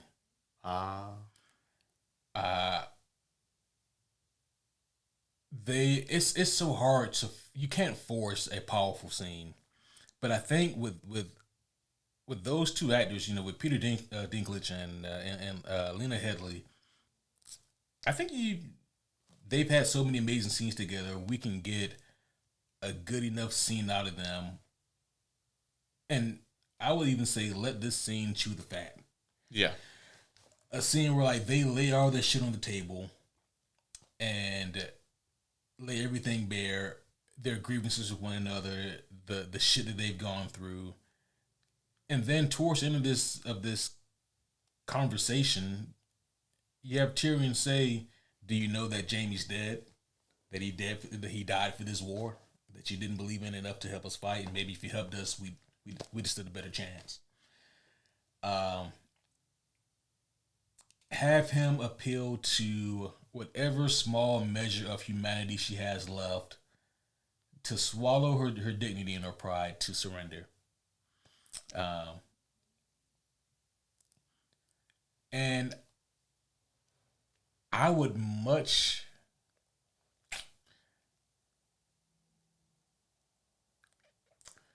I like the idea of John and Dany ruling together. I still don't think that's what John wants. That Mace to be what Dany wants, but I think I might give it to Tyrion. Yeah. I think I would leave him to be the one to rule. Now, what I would do with John and Dany, this world is a big ass world, dog, and they got dragons. Yeah. That's true. They could go around just like kind of righting wrongs and shit. Yeah. I mean, defending the downtrodden. Yeah, who the fuck's gonna stop them? Freeing the enslaved. Righting all the wrongs. Like, I think I can see them doing that versus sitting down and trying to work out trade agreements and treaties and shit. Yeah. I can see Tyrion doing that though. Yeah. As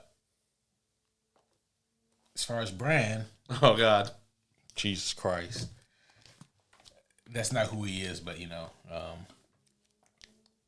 what do you do with him?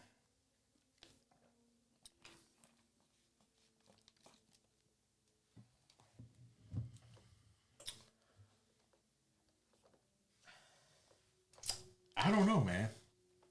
I think for me, I'm gonna steal this, but I think it's dope. I think once the Night King is dead, they actually they think that all the whites are gonna be destroyed, right? Mm-hmm. I think when the Night King dies, I think you have the walkers themselves be destroyed, but the actual like zombies, the whites, I think they just go crazy. Like they are just unhinged now. They're just zombies. Mm-hmm. And I think for Bran, you have him essentially become the new three-eyed raven, and he controls them all. Like he uses his ability to go, all right, well, this is going to be what I have to do now for all time. Yeah. Because if I let them go, then they'll run all over the world, And so I think he goes up and sits on the Night King's throne and basically like controls them all. Yeah. And that's how he is for the rest of time in that meditative state. Basically, he's like actively fucking keeping tabs on them. In that regard, he kind of Loki's himself. Yeah, and I mean, I'm honestly stealing this from WoW, from Wrath of the Lich King. The Bolvar Four Dragon. That's kind of basically how his character arc ends, but it's honestly perfect for this. So yeah. What do you do with Varys?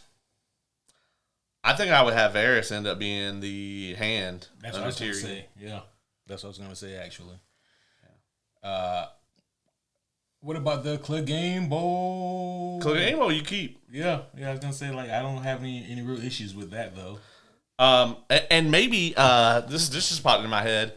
Maybe like because Dany's not going to burn the city, right? Mm-hmm. So they put Cersei on trial. She of course demands a trial by combat and picks the mountain. Yeah. And then the crown is represented by the Hound, and he wins or whatever. Yeah. And then they execute that bitch. by fire. Yeah. Yes. Because that's what we all really wanted to see. Oh, yeah. And that would have been excellent. Excellent. I think I also would have, I think I would actually have Arya die fighting the Night King.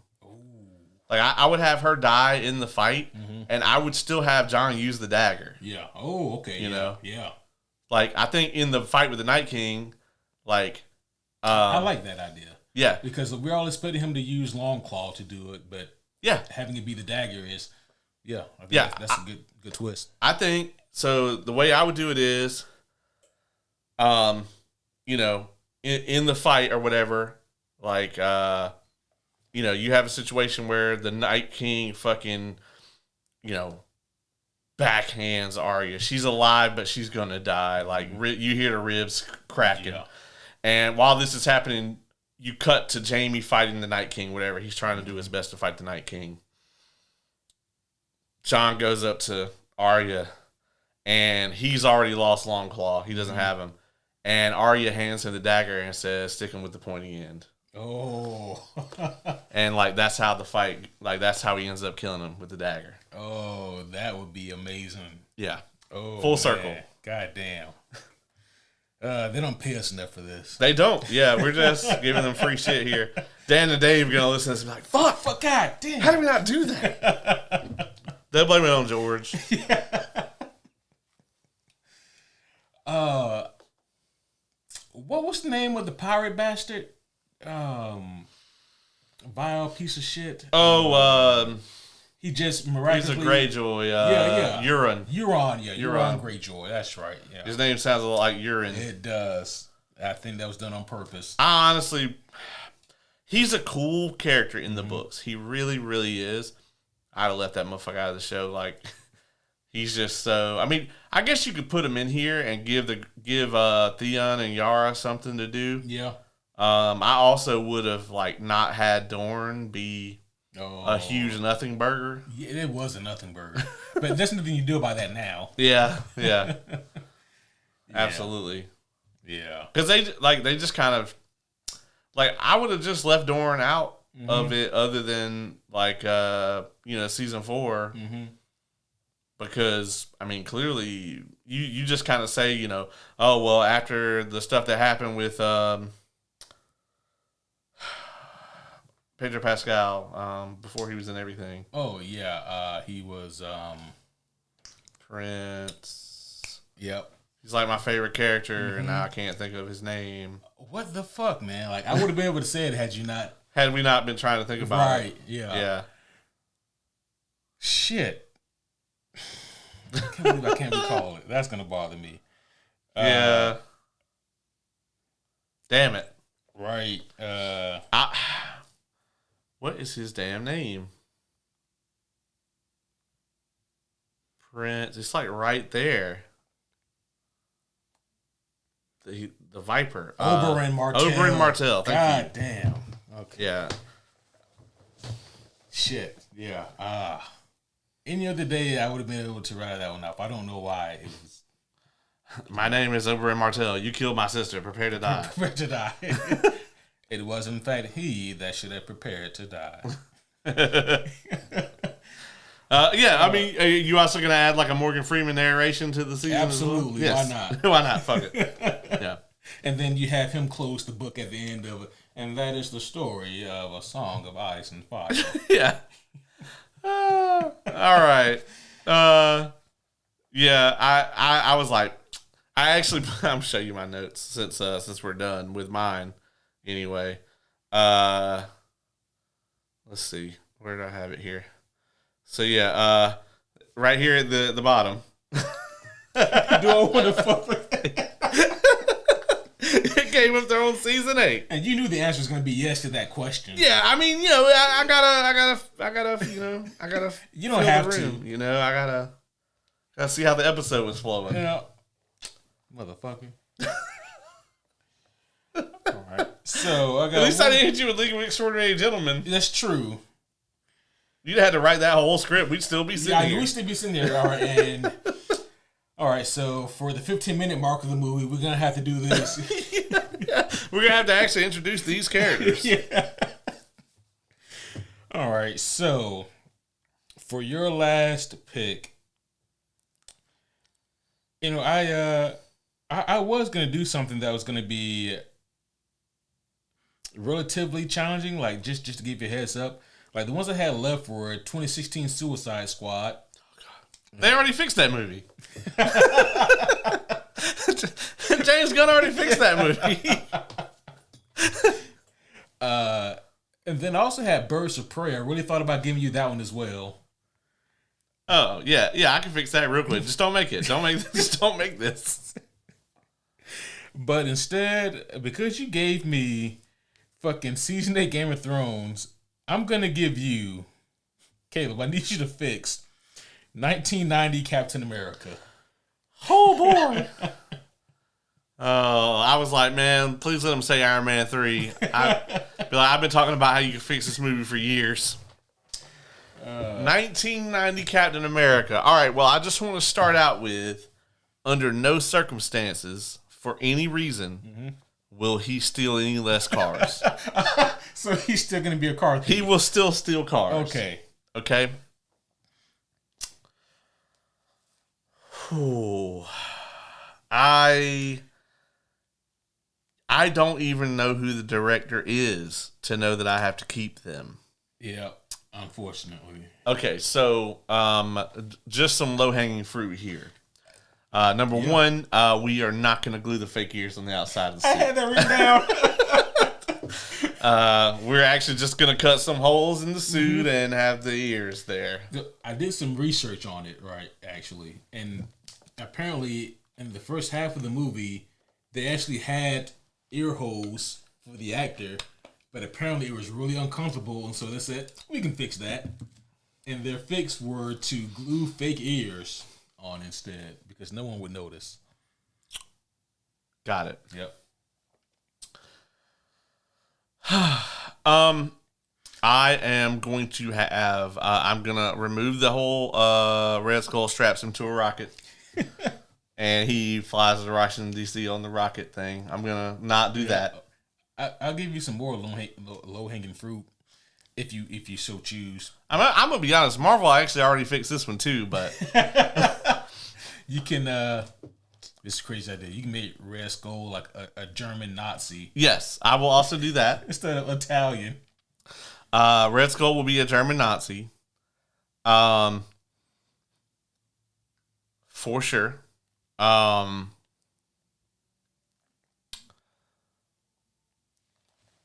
want to say how to go about this. Because, like I said, Kevin Feige already did this. Already fixed this one. So we're definitely going to not do the rocket scene. I still want him to steal some cars. So here's how I'm going to have it go out. We are going to play the Erskine scene. Like, we're going to play the transformation. I'm stealing that shit from, First Avenger. Like, we're going to do that section of the movie pretty much like the comic. Like, we're just going to, we're going to fix that section and align that shit. We're also going to find a scrawny actor and a roided out actor. I had it written down too. And have that look somewhat similar. Yes. And we're gonna have the scrawny one play the original Steve Rogers, and then we're gonna have the roided out guy play the Super Soldier serum. The Super Soldier one. Yeah. I am also gonna have a cameo in this movie from Lou Ferrigno's Hulk. He's going to show up in the movie. Oh, okay. Because I got to work with what I got in the 90s. Yeah. Because that predated that, right? Wasn't that from the 80s? The Hulk show? Yeah, the Hulk show? Mm-hmm. Okay, so that's already a liked thing, right? So I'm going to have Lou Ferrigno's Hulk show up in the movie. And he's going to basically be like a Deus Ex Machina, right? Like, but not to. So essentially, the way I want to play it the whole movie is like he's going after the Red Skull, like Steve is, And every time he ends up going after them or whatever, it's like a numbers game. Like he always has his motherfucking Nazis like shooting at him or whatever. And we'll say that he brings the commandos in there, and the commandos get injured, whatever. We can still stay with Bucky getting killed, you know. Right. And you got to put him in here first. Yeah, we got to put him in the movie first. So we'll add actually all the Howling Commandos, right? Yeah, all of them. Yeah, you got to add all the Howling Commandos. We're gonna add them into the movie. We're gonna have most of them get injured. Bucky will be the one that gets killed. And I guess at this point he'd really be killed because there was no Winter Soldier yet. Right? Yeah. Right. That's true. Yeah, it didn't even exist. So like he's dead as far as the movie is concerned. And basically at this point. Steve gets desperate or whatever, and this is where I'm going to bring in Lou Ferrigno's Hulk. So, like, when they go to the final fight, like, him and the Hulk are going to bust in there and start wrecking the Nazis, and then Steve is going to go after Red Skull and have the 1v1. Oh. While the Hulk just murders Nazis. Oh, that's great. Yeah, yeah. I mean, I guess we also had to put, I guess I'll just not put Peggy in this. We don't have to, I don't suppose. I don't think Peggy was in this movie. Oh, she wasn't. Yeah. We'd have to put her in. Yeah, if we so chose to. I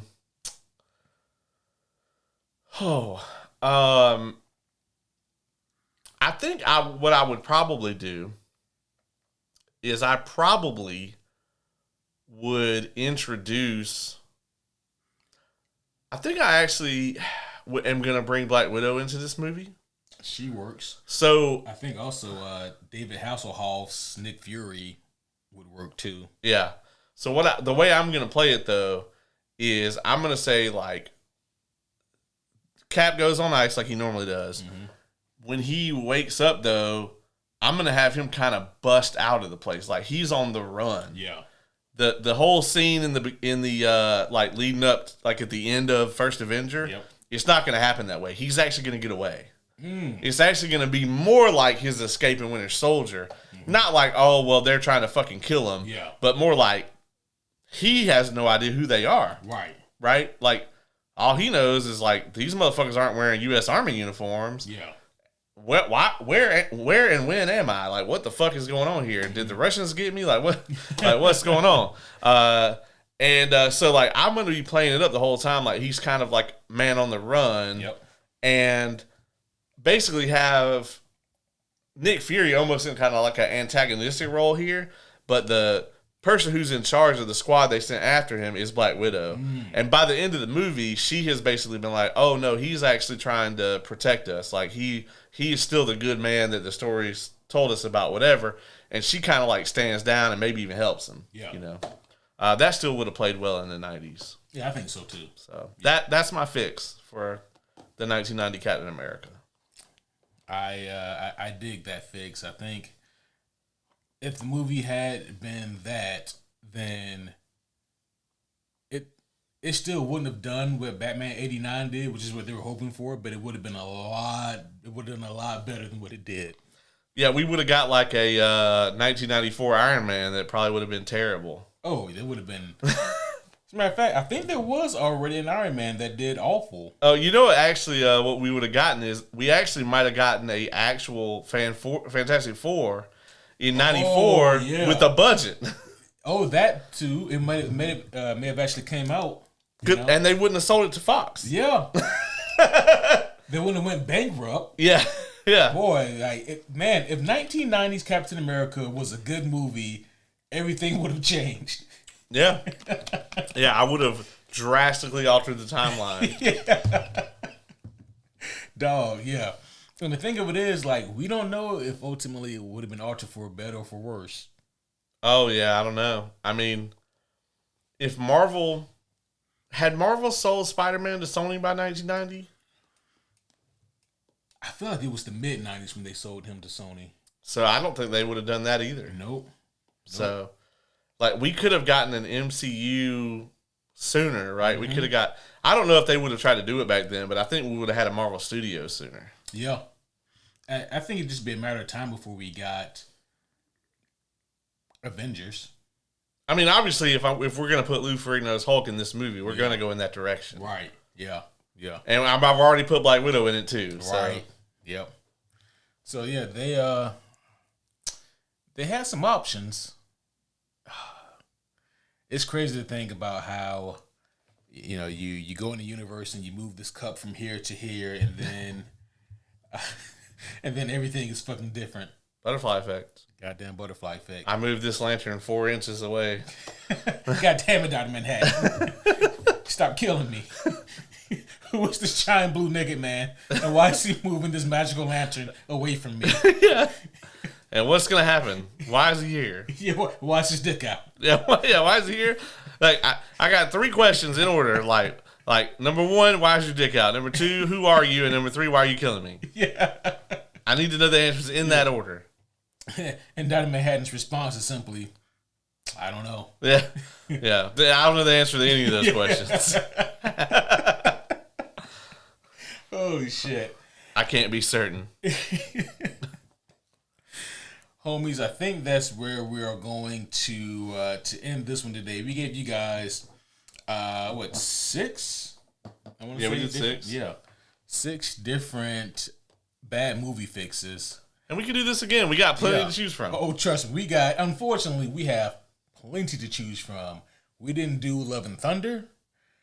We didn't do Quantumania. Nope. We didn't do like 80% of the DCEU. Yeah. Yeah. Aquaman 2. Yeah. Electric Boogaloo. Yeah. We didn't do that one. We didn't do Blue Beetle. We have options. Blue Beetle. Okay. First I'm going to have a human write the movie. And not an AI. And I meant to give this preface before we started, but I'm under the understanding that I know a lot of you guys like some of these movies that we said were shit and needed to be fixed. Hey, listen, rule number 10, if you like it, that's fine. You're allowed to like what you like. I gotta be honest. I think our choices tonight, I don't think very many people like those. Like, there's some Captain Marvel defenders, but even then, they're not like, oh, I love Captain Marvel. They're just like, it was fine. Nobody likes Game of Thrones Season 8. Not enough to defend it. What else? 1990s Captain America. I never met anybody who likes that movie. I don't know a single soul. Even Brendan doesn't like that movie. That's true. It's hard to find one that Brendan doesn't like. Yeah. Let's see. What else did we do? Spider-Man 3. Okay, I do know a few people that enjoy that movie, like mega casuals. Yeah. Enough for it to have made $1 billion fucking dollars. It was just coasting off name value at that point. Oh yeah. Yeah. No one likes Dark Phoenix. No. No, I already forgot about it. I rewrote it a few minutes ago. I already done forgot about that shit. But yeah, homie, so we can definitely run this back and do it again. This is definitely a series that unfortunately can be mined again and again and again.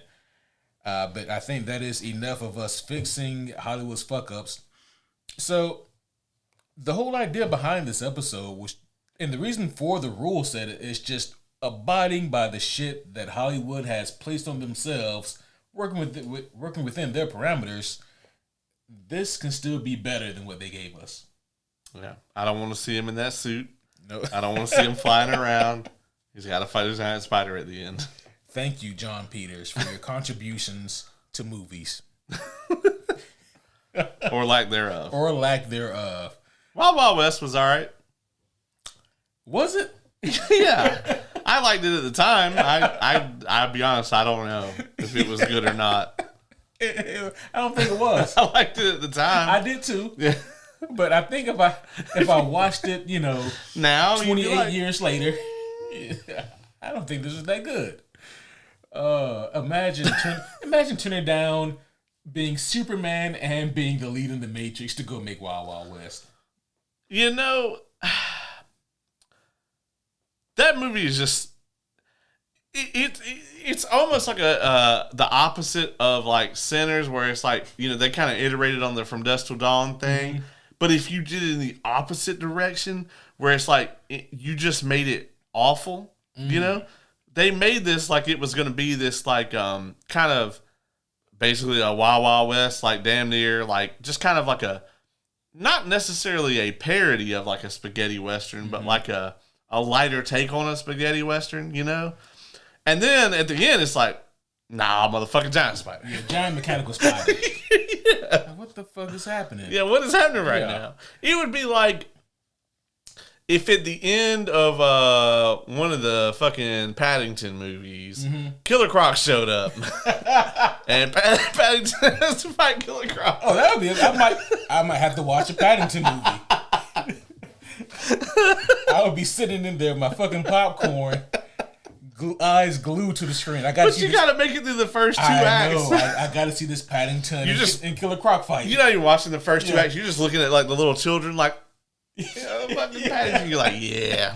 And then like not like the Killer Croc from the Suicide Squad. We're talking about like that Killer Croc. Yeah. Like Arkham Killer Croc. Yeah. Just fucking stuffing is everywhere. Yeah. They would have to make it cool as fuck too. Like, for sure. Yeah. Like Paddington just fucks Killer Croc up. You know? You remember that scene in the Batman where like Batman is fighting in the dark and like the only light you see is from the gunfire. Yeah. We get like that with Paddington, and then like when the lights come back on, Croc is dead. Holy shit! Fuck. This is amazing. Somehow this is a less shitty idea than any of those movies that Hollywood put out. Make it happen. Yeah. Oh boy! All right. Yeah, we've been here too long. Yeah. We're gonna go ahead and wrap this shit up. Yeah, I gotta go home and play some Arc Raiders. We're in full circle here. All right, homies. So hopefully you guys have enjoyed this episode where we fix bad movies. But as always, we will see you guys again very soon. But until next time, my name is Superhero Homie Q. And I'm Superhero Homie Caleb.